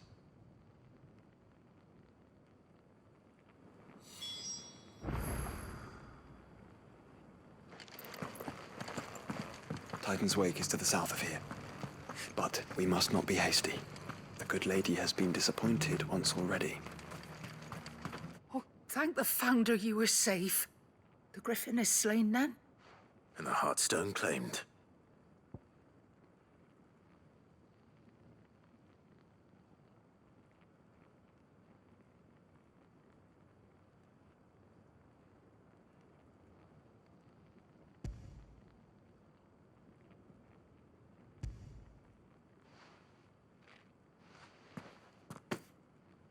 Yes, this radiant luster like frozen flame. It is just as your father described it.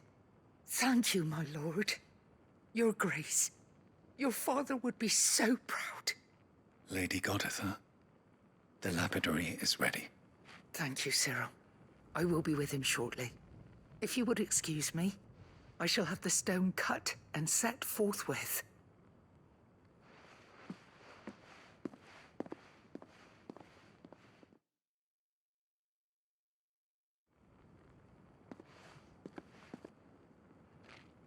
The armbands are complete. Pray, take them. They are yours, after all. Heartstone is harder and more enduring than garnet, or even ruby.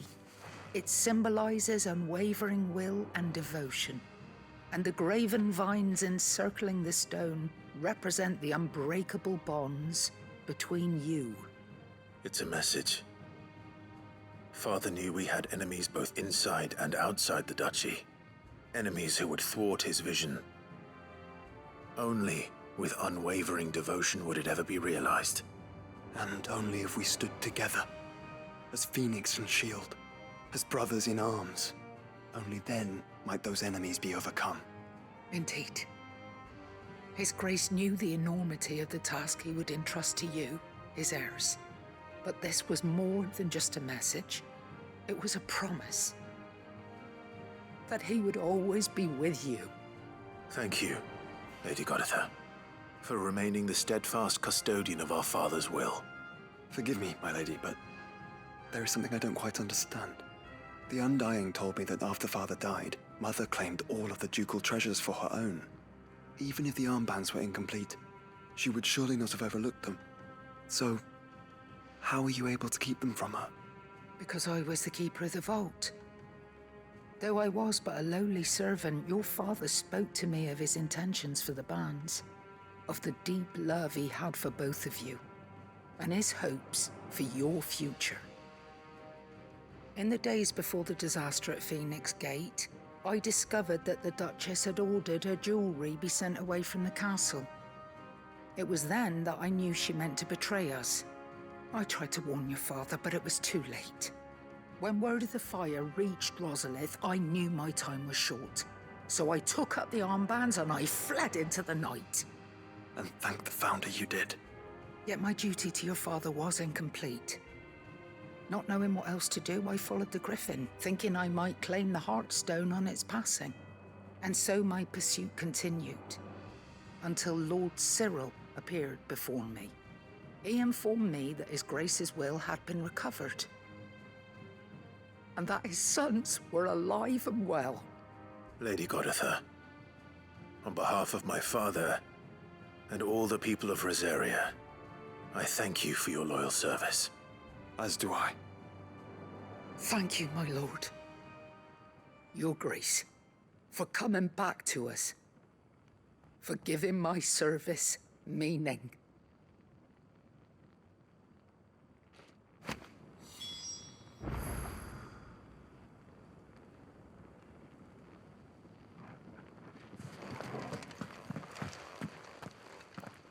The bands suit you well.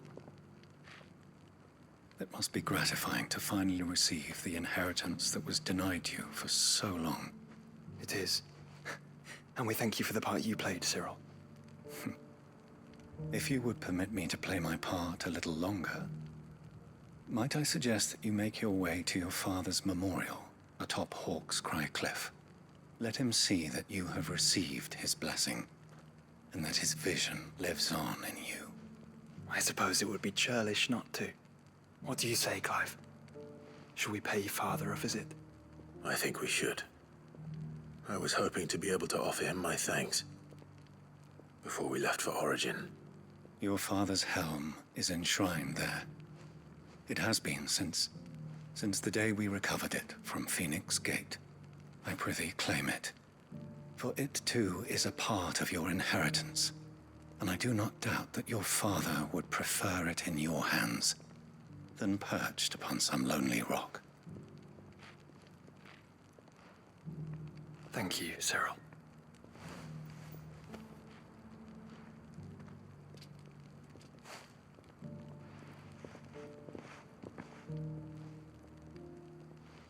Come on, Clive. He's waiting. Unwavering will and an unbreakable bond. Do you really think we're strong enough? Save the world? Of course. To have overcome Father's political enemies. Of that I'm less certain. Especially knowing what we know now. Mother was truly capable. Perhaps these bands would have helped. Knowing he was with us would have made all the difference.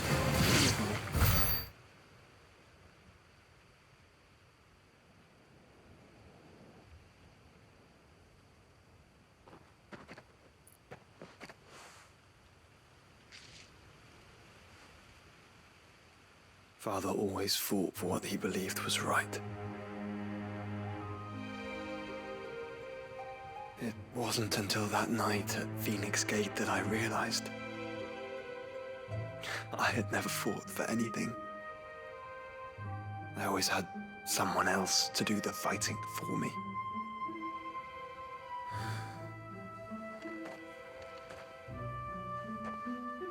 No matter how fate conspired against him, he never lost heart, never looked back, never stopped fighting. To me, he was the greatest of men. And I've been trying to live up to his ideals ever since.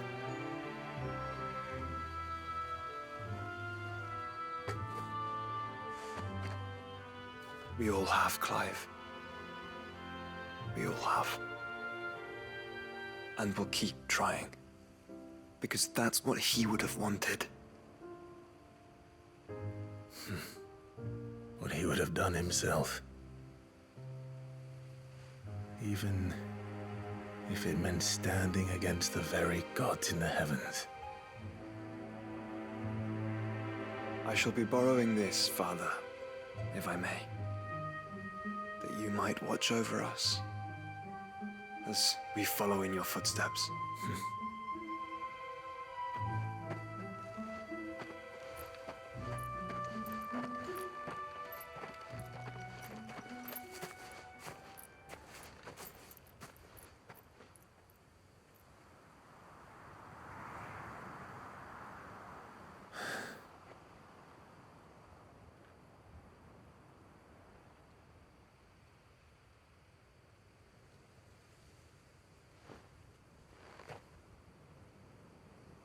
We won't lay you down.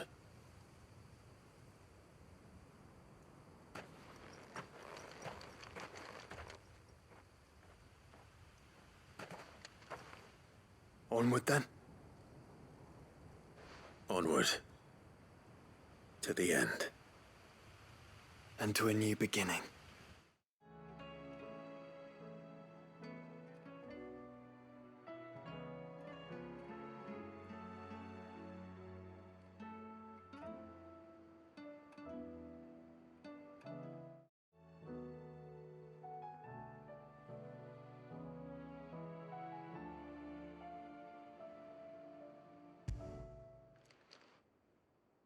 If Joshua's worried about Jill, I should go and speak with him.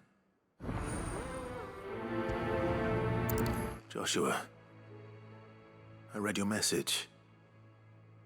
You're right. Jill is different. I don't think I'd realized how different, but since we returned from Drake's spine, I felt it more and more. I suppose it's not hard to imagine why. She doesn't think she belongs anymore. And that's why we need to remind her she is still one of us. To let her know that we still need her, now more than ever. That you still need her. But how to do that? When last we were truly close, we were but children. Of course. Do you remember the time we accompanied Father on his annual tour of the Duchy? And Jill and I broke from the procession to ride up Man's Hill. To see the snow daisies, I remember. It was the first time Father had allowed us to join him. And when he realized you were missing, he had the entire retinue down to the pot boys combing the countryside. In the rain. A thunderstorm forced us to take refuge in a grove of oaks before we'd even made it halfway there. It was the Lord Commander who finally found us, and needless to say, he was none too pleased. Then it seems you and Jill have unfinished business.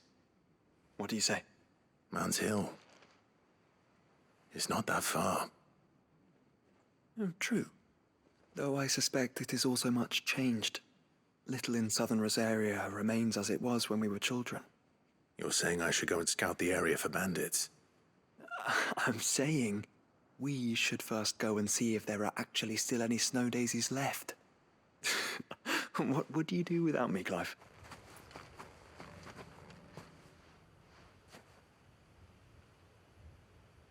This is the place, but... I'm sorry, Clive.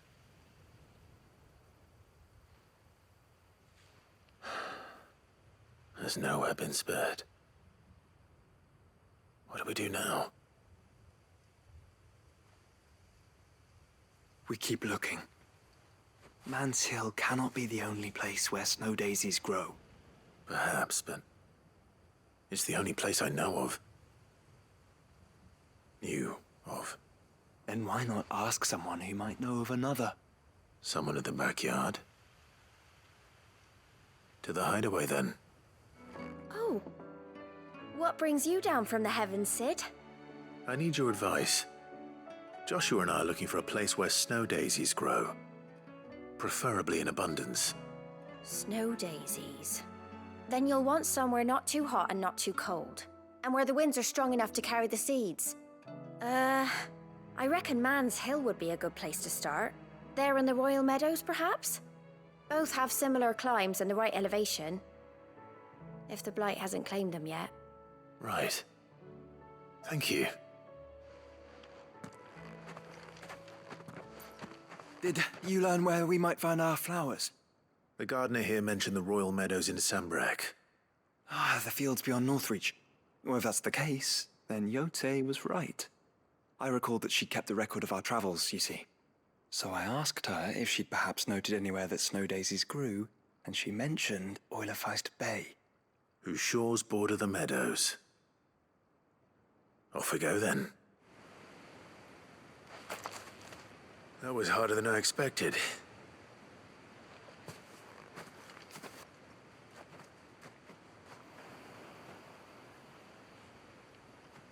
But found her. It was worth it. They're beautiful. Do you think Jill will like them? She'll love them. Come on. Let's go.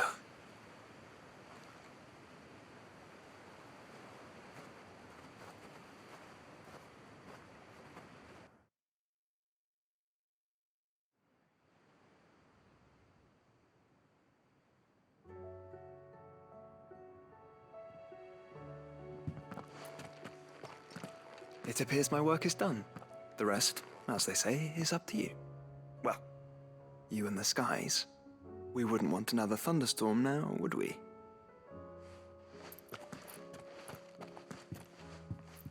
Jill, there's something I'd like to show you. There is? And where might this something be? It's, not here. Now, I know this is sudden, but how would you fancy a trip to Oriflamme?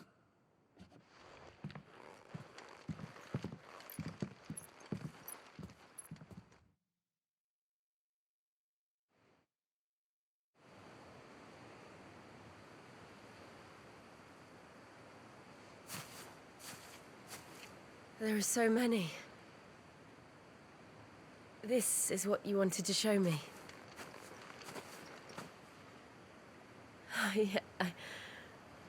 I don't know what to say. You don't need to say anything. The smile on your face is enough. We've been worried about you, Joshua and I. Do you remember when I took you to Man's Hill? Or tried to? How could I forget? You saw me crying and thought a change of scenery might lift my spirits. In the end, it earned me a nasty cough and a stern scolding from your mother. But I felt wonderful nonetheless. I'm sorry. I had no idea what I was getting us both into. But I couldn't bear to see you like that. Before we left, my chambermaid told me she'd overheard your mother talking about my marriage prospects with some of the noblewomen at court. They were debating whether it would be more profitable to marry me off to one of the high houses instead of saving me for the ducal line. No one thought to ask me what I wanted. I was nothing to them. A pawn at best. I felt so trapped, so lonely. I didn't know. But I wasn't alone. You were there. Your hand in mine as we ran for those oaks. And I knew then, no matter what happened, I would be all right. I'll never forget that feeling.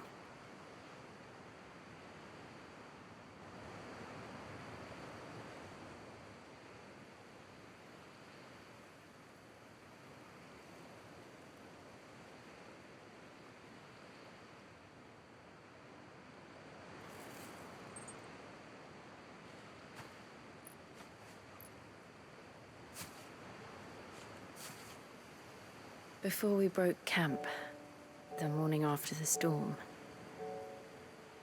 do you know what I did? No? What? I slipped away from my governess to climb the tor. And from there I saw a sea of petals, all reaching for the sun.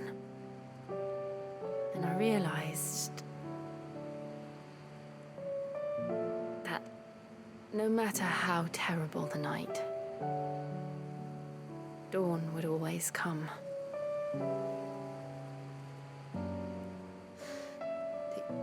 That you would always come for me. And you have. Again and again.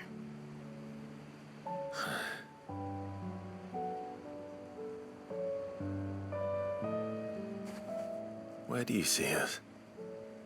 When all this is over?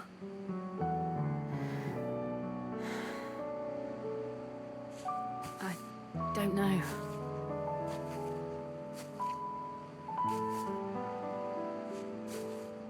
Not here, though. I think I've outgrown the twins.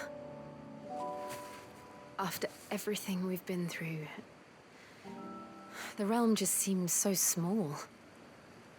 I'll need some space to spread my wings. Then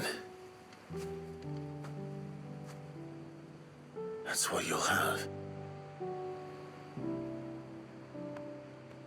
And I'll stop at nothing to see that you do.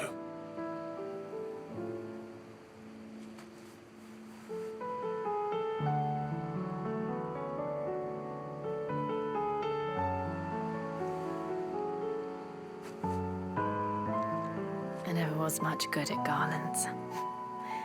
But it'll have to do.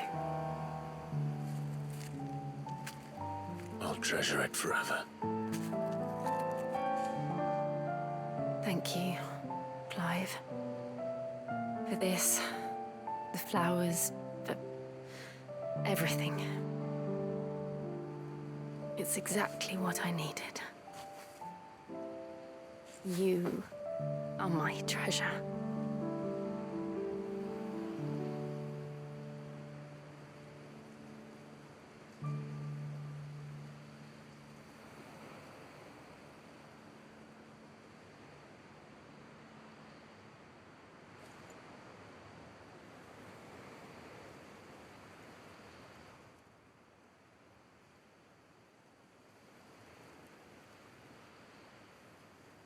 We should probably be getting back. I expect the others are wondering where we are. You're right. There's still much to do. And we'll do it together.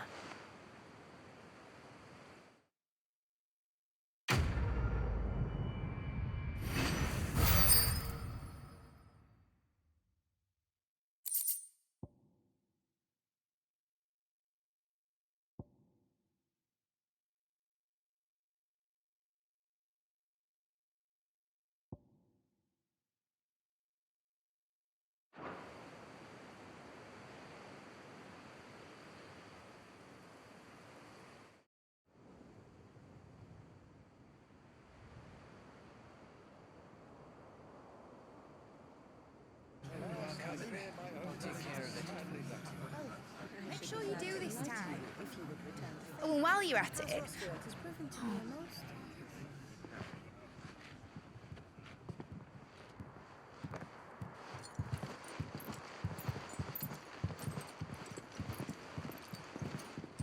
Clive, if you see me dad up there, tell him we were right to leave his legacy with you. Tell him he'll be in the front row. There's no way he'd miss this. Well, behave yourself, Mid. We'll see.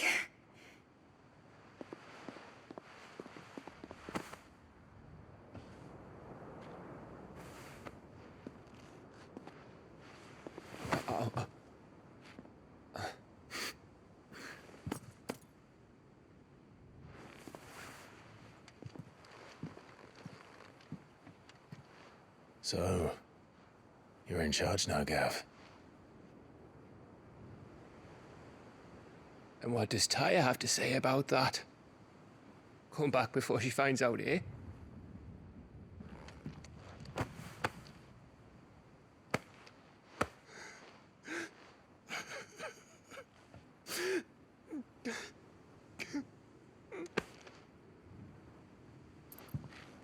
Thank you, Yote. I'm sorry. Your Grace, I shall pray for your safe return. That's kind of you. But you should pray he took his medicine. I didn't spend all night grinding herbs for his lordship to leave them on his nightstand. Again. You needn't fear, Lady Taya. And thank you. See that your brother comes back in one piece. Or, at most, two. Any more and you can heal him yourself. I'll keep that in mind.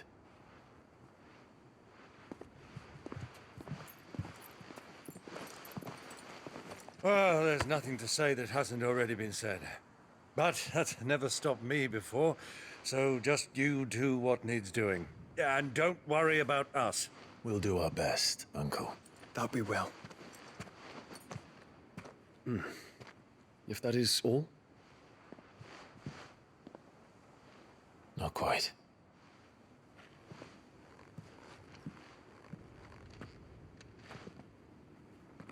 Jill.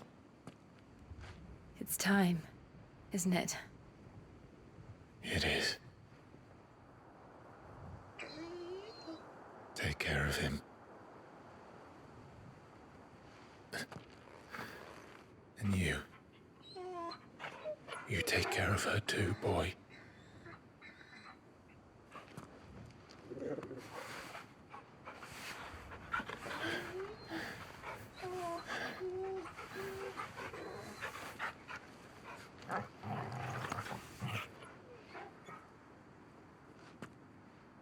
Don't forget, Clive. We all choose our own path. Believe in yours. I do.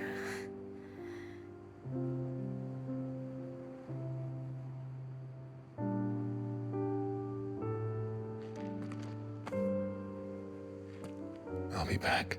I promise. I love you, Jill.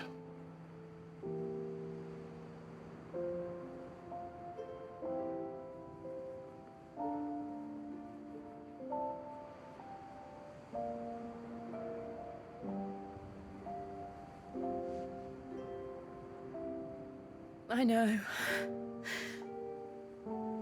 I love you too.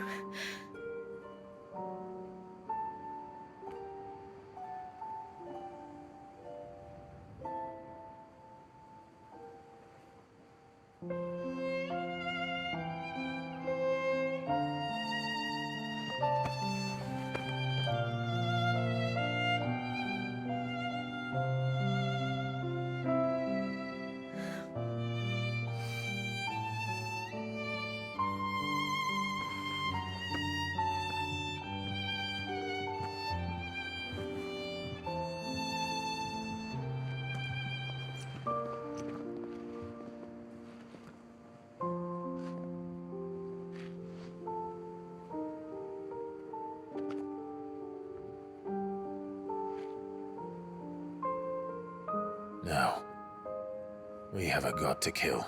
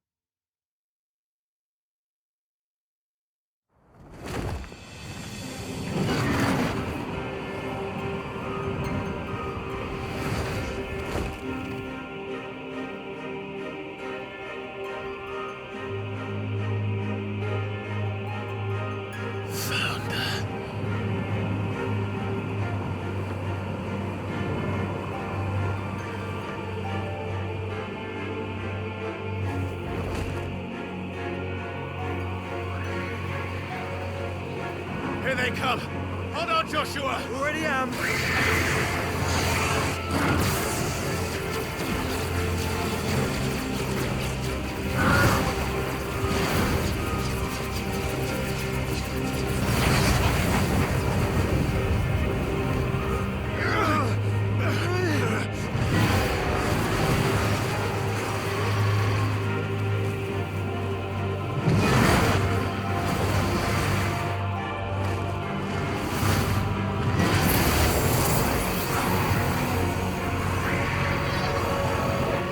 Make us a way in.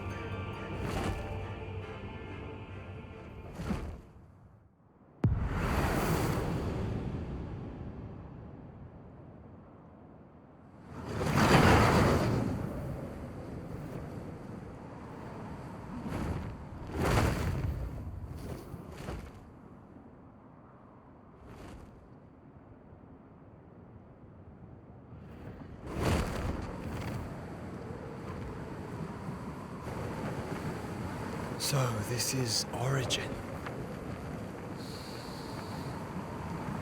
A far cry from heaven.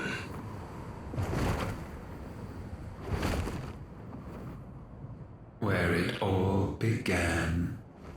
Where it all begins. Our arc. Your architect. There you are. It was here that we slumbered. Here that we waited for centuries, clinging to our decrepit shell, for fear that we might have need of it once again.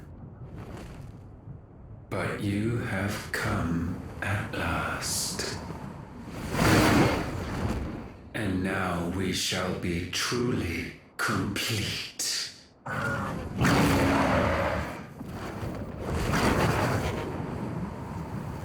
Well, there's 3 of us and 1 of him. Let's make it count.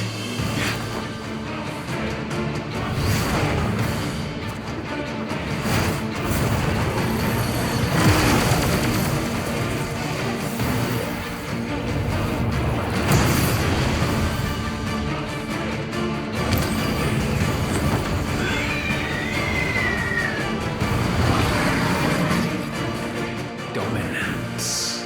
We will show you what it means to suffer.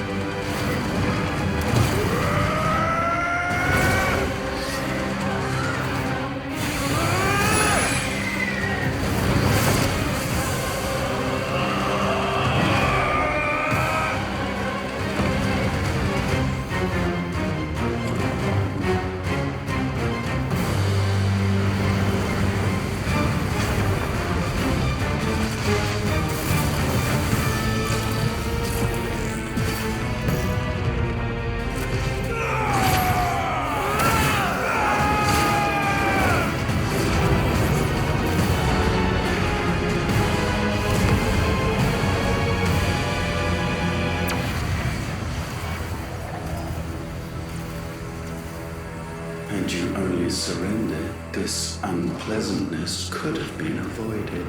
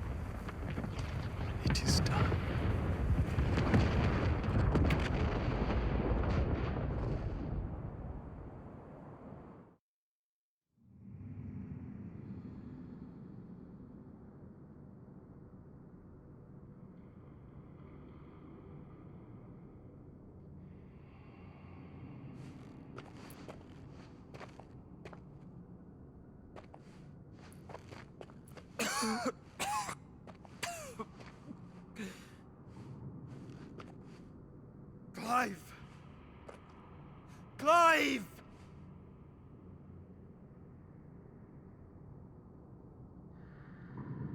No.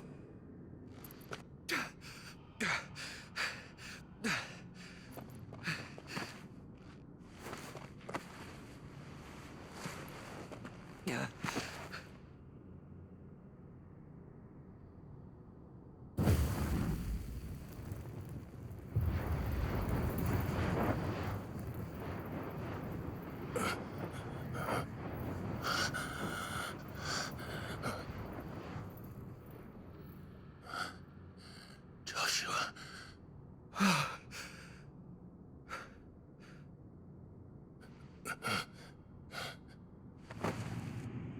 Thank the Founder.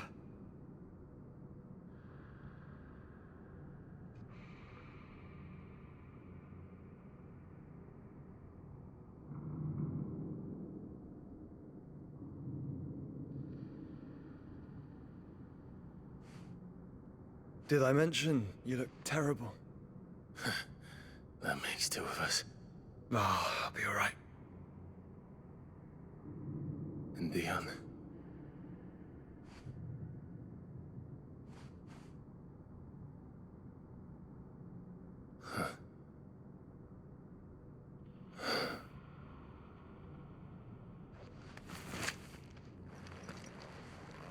Take my hand.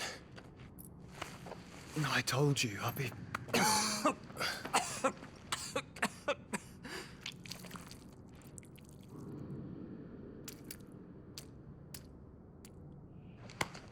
Come on. Thank you.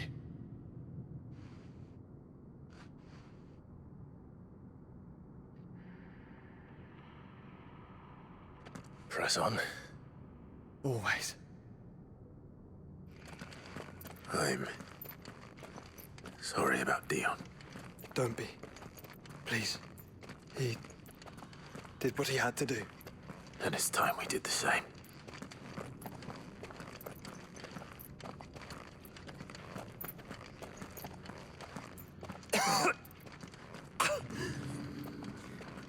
Should we stop? Because of the cough. No, I think we're past that, Clive. I suppose we are.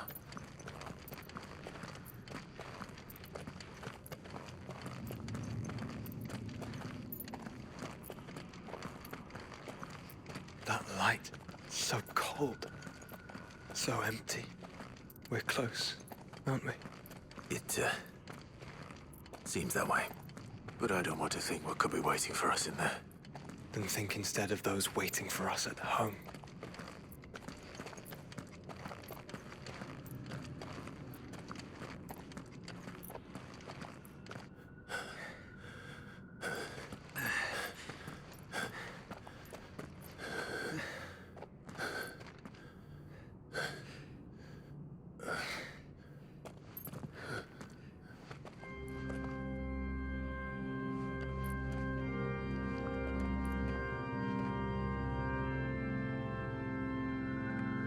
Clive.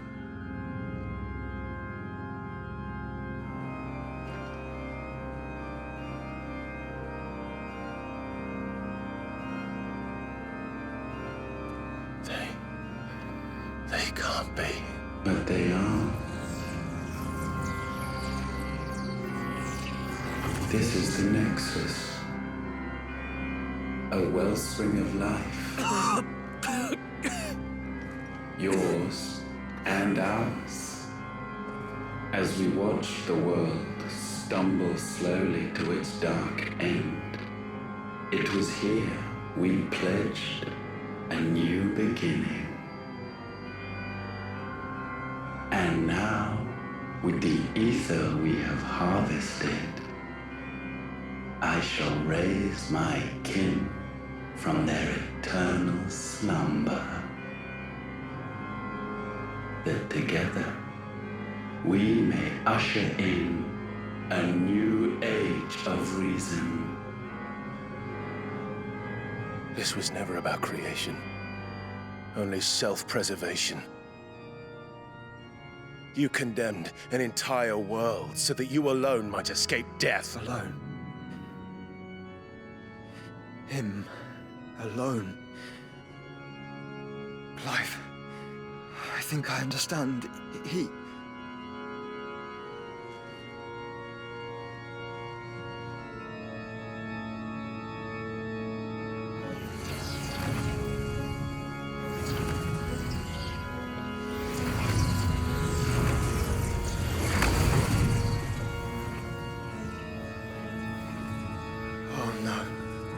They sacrificed their flesh to become beating hearts of crystal that pumped the land's lifeblood from the depths of the earth unto this very chamber.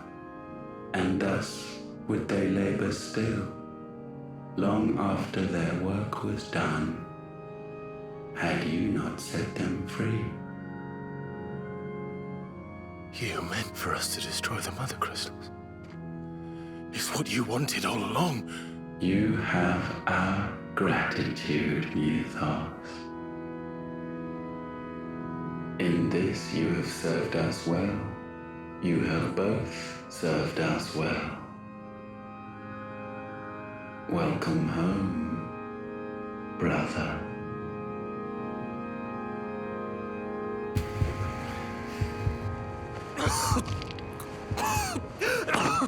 Joshua?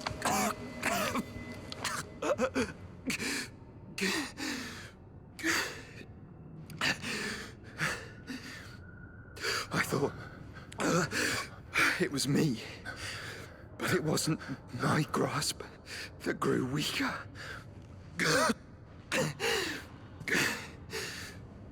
It was theirs that grew stronger.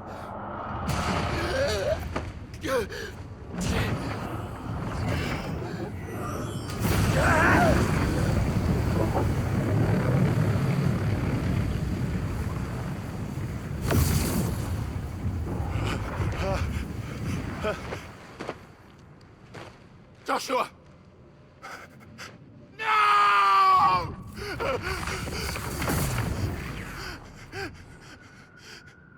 And now we can become one.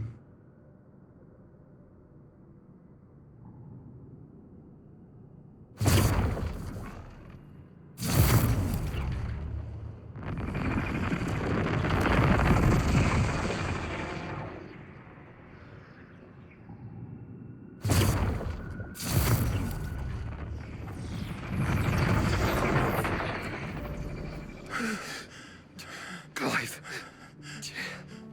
Don't speak. Shh.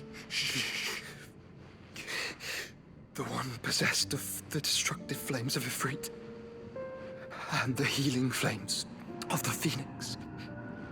This, I once believed, would be Ultima's true form.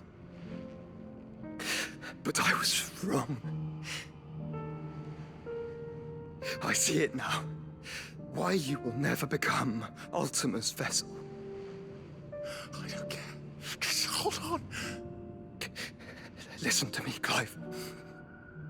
You remember the murals? People once knew that Ultima was their god.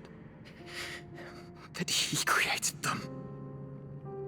And they worshipped him, prayed to him, looked to him for guidance. In vain. In vain. For he did not listen, did not acknowledge our will, and so we strayed from his path to forge one of our own. So absorbed was he in his own desires, so driven by his own will alone, that he shunned the one thing that could have made him truly powerful. Faith. The same faith people now place in you. Faith that you will fulfill their dream, Sid's dream, of creating a better world for us. Faith that you will follow in Father's footsteps and save those who need saving most. Faith that you will answer Jill's plea to save yourself. The difference is, Clive, that you chose to listen, and that is what has steeled our bonds. Bonds that helped you stand firm when Ultima's pull was at its strongest. His power may be absolute, but so is ours. And so will yours be.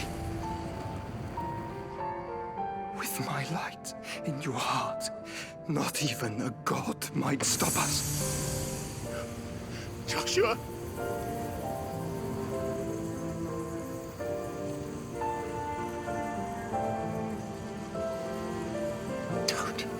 Don't do it, you'll... Enough, Clive. My body is too far gone. If the wound does not take me, the curse will.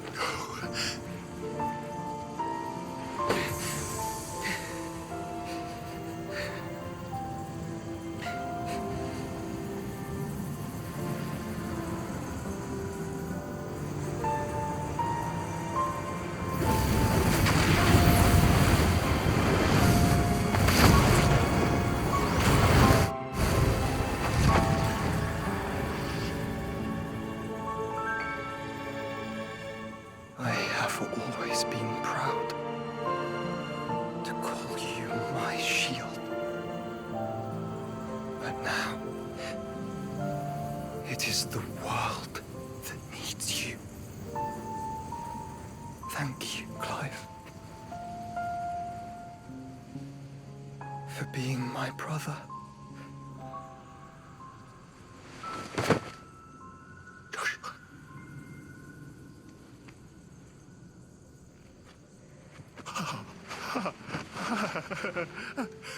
Look at me. Look at me, Joshua.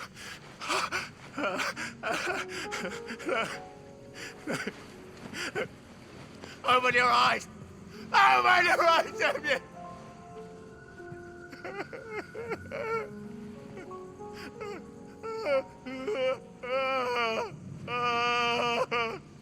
Why? Why did you do this? Joshua!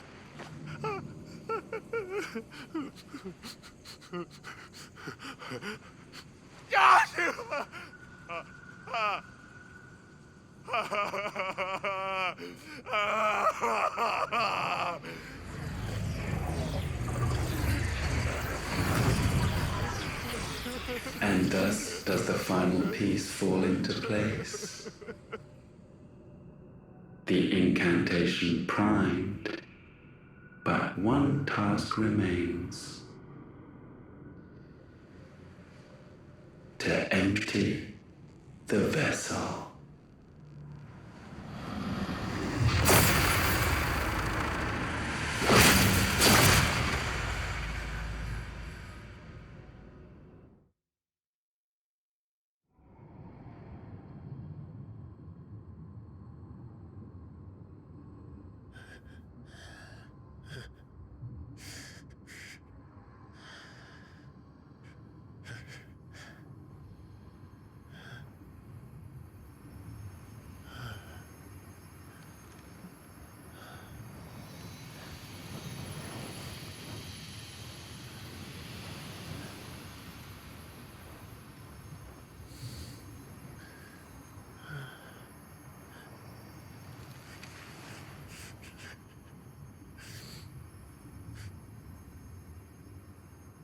Still here. With me to the end. Even now, you would deny the inevitable.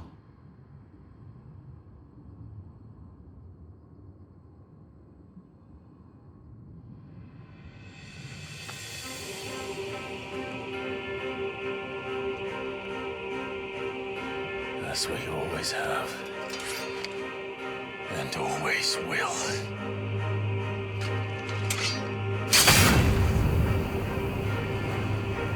On this, my sword, I swear, to shield the Firebird's flame forevermore.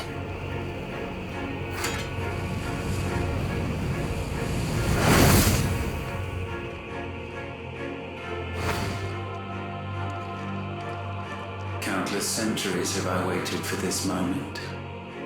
This moment in which I might revel in my creation, only to find it profaned, and so it must be cleansed.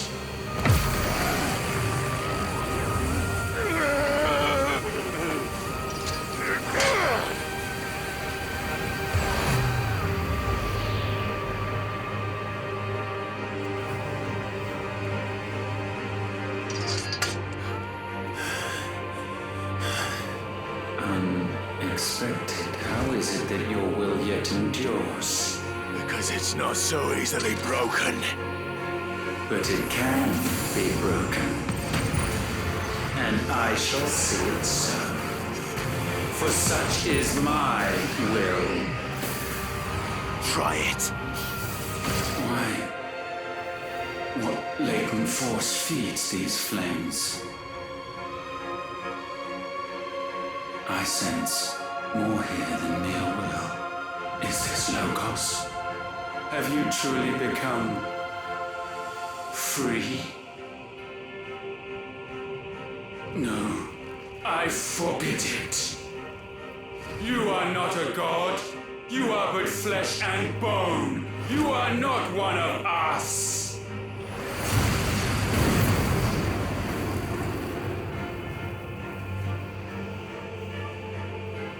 I created you, all of you.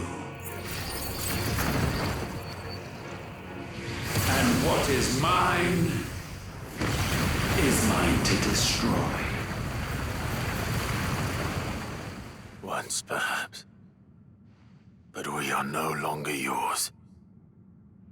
Our flames are our own, and they burn as one!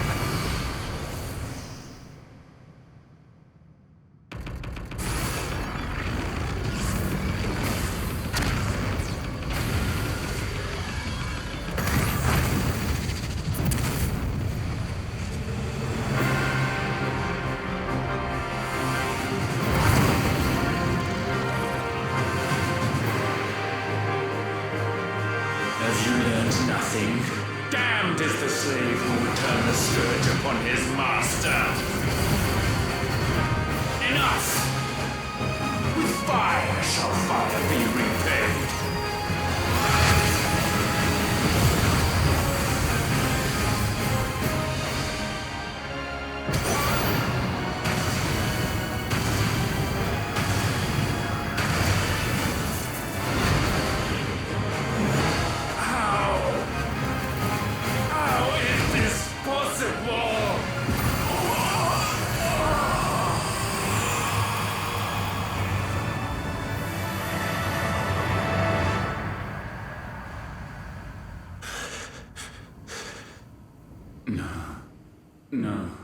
No. My will is inviolable. Something is wrong. You're afraid. You always have been. From the moment the Blight exposed what you were, weak, you conceived us to prove otherwise. But the results shook you to the core. For in us you saw yourself, and realized we had the potential to be more than you could ever be, and so you turned your back on your creation. Your back on the world, like the coward you are. You think you know me? You know nothing, Logos. Nothing!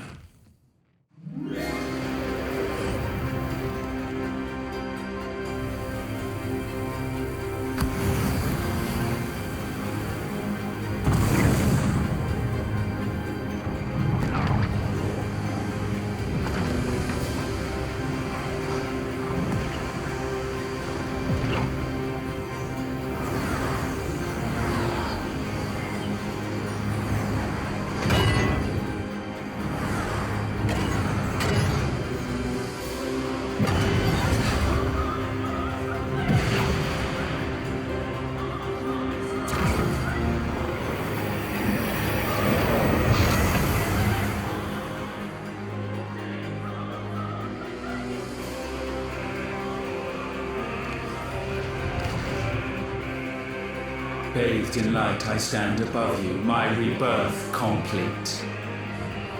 And you, for your defiance, shall pay the proper price. An eternity of anguish. Anguish. Pain. Suffering. You have known none of these. But we have. So we know what they grant. They bring us together. And that makes us strong. Gale, unrelenting.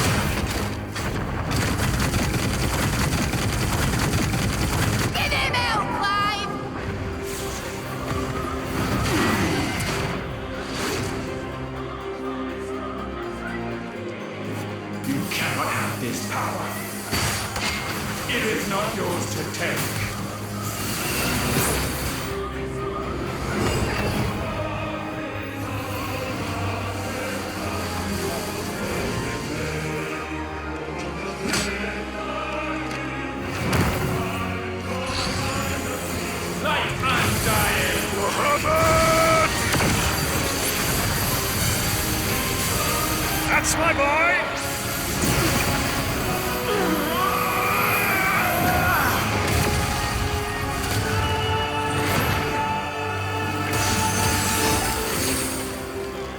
Ice unfeeling! Shiva! Together!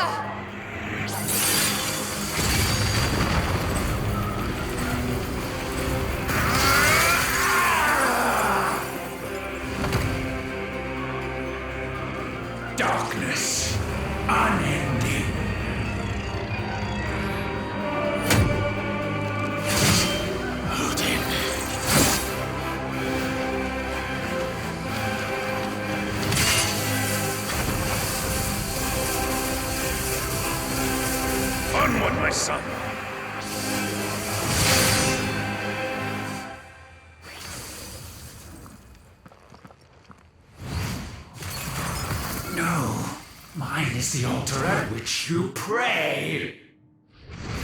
Mine are the eyes that look down upon you all! And yet still you cannot see. You are no better than us. We are one and the same. We are not the same. No man might stand beside me. None! Flames of the game!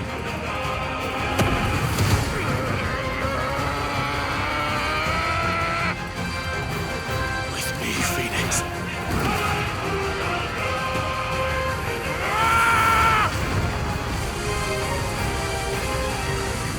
Forevermore.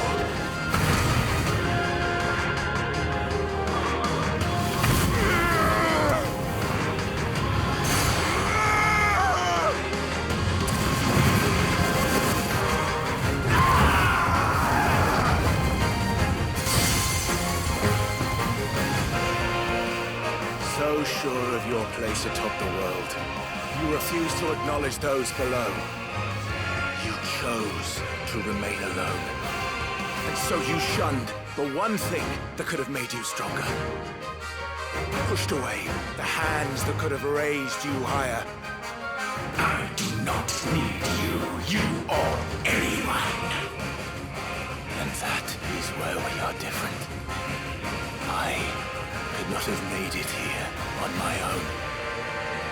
I carry with me the hopes and dreams of my brothers, my sisters. And it is they who will give me the strength to end your reign. I cannot end. I am the end.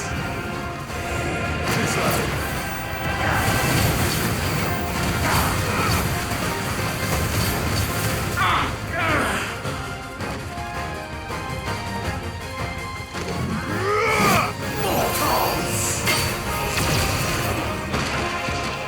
The world you seek is but a fantasy! The only fantasy here is yours. And we shall be its final witness.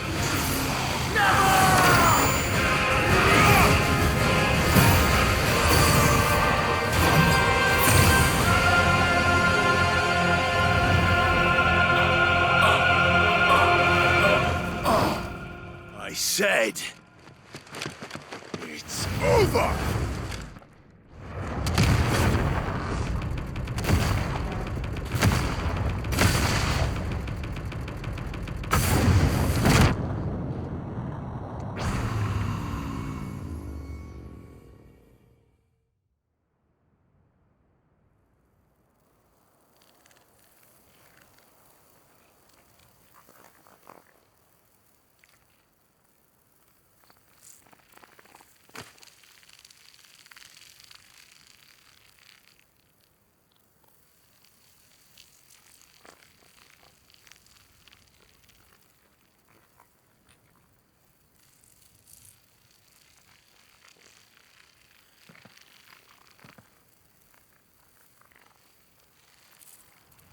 Tell me, what do you imagine will befall this world now that you have gained your precious freedom?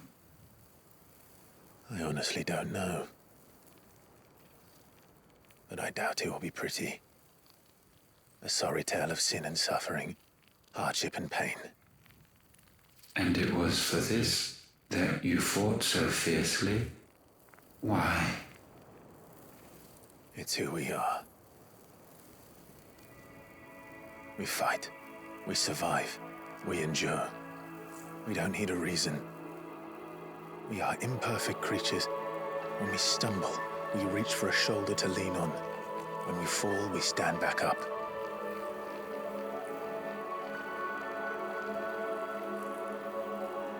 We see the horizon, ever out of reach, and still we march on. Certain the answers lie just beyond it. Yes, that is our way.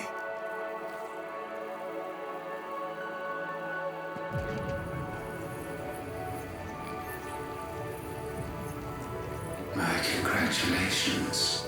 Relish this victory, knowing that you have but delayed the inevitable. Your world is already dead. May you enjoy an eternity on its blackened husk.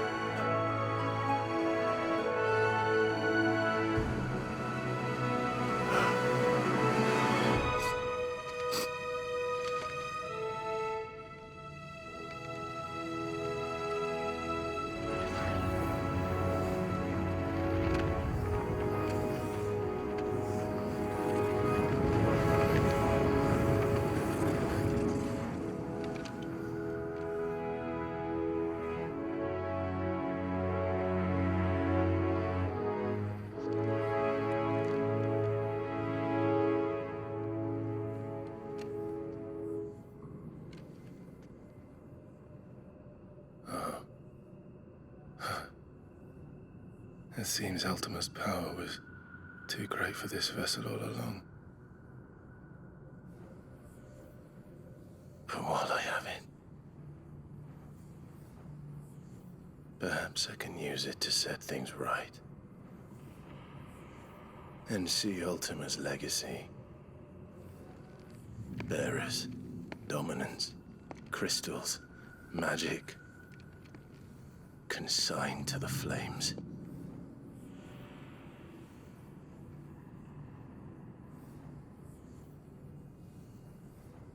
Even if it means the end of me.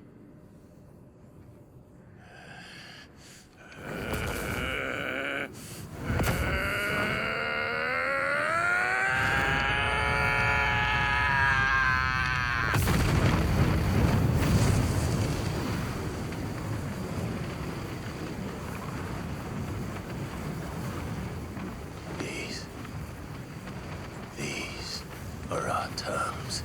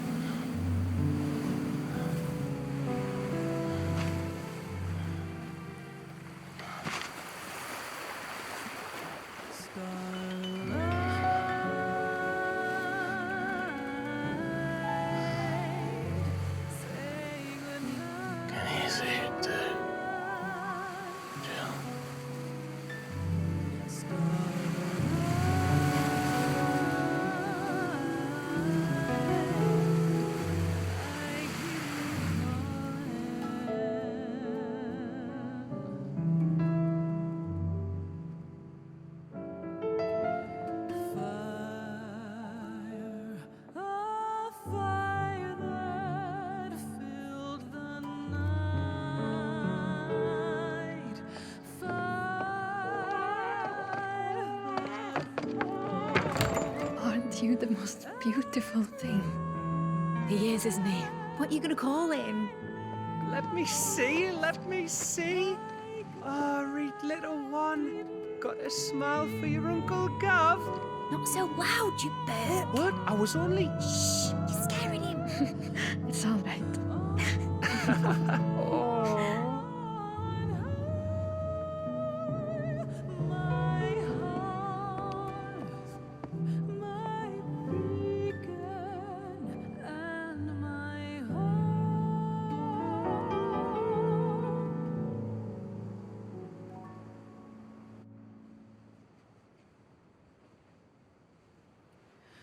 A sky of scattered tears, 1,000 years apart.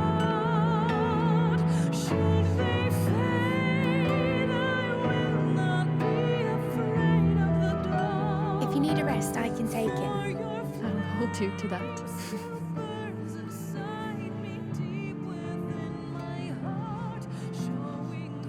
yours now. Yours to do with as you please. That's what Sid wanted. That's what they both wanted.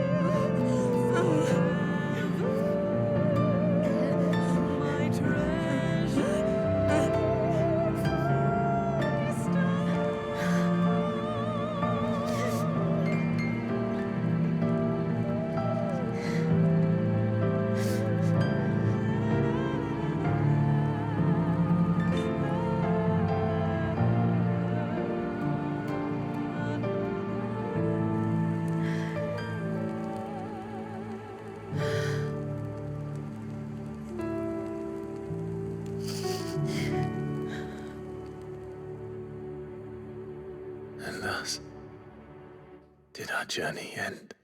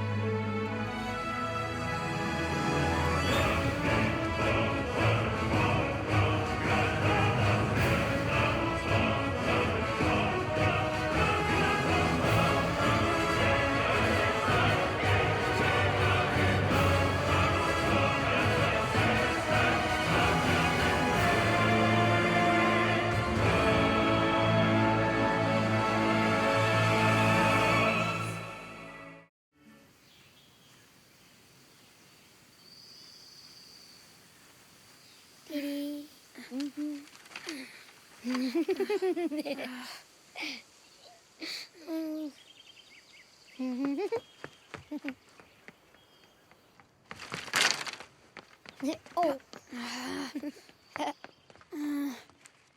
Every time. Will you light it? Yes, Mother.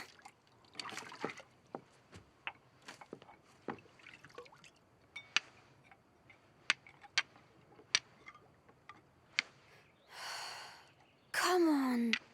If only I had the flames of an icon. Icon? Have you been reading that silly story again? Magic belongs in fairy tales, and fairy tales don't boil kettles. You see? Well done. Now, be a good lad and play with your brother until supper. Come on, hurry! Hurry! All right.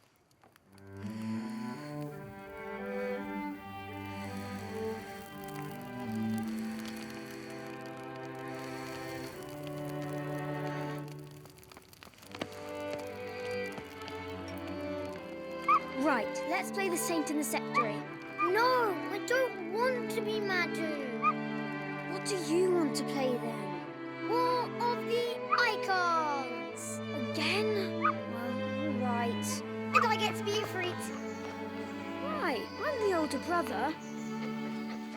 Because Bahamut says so.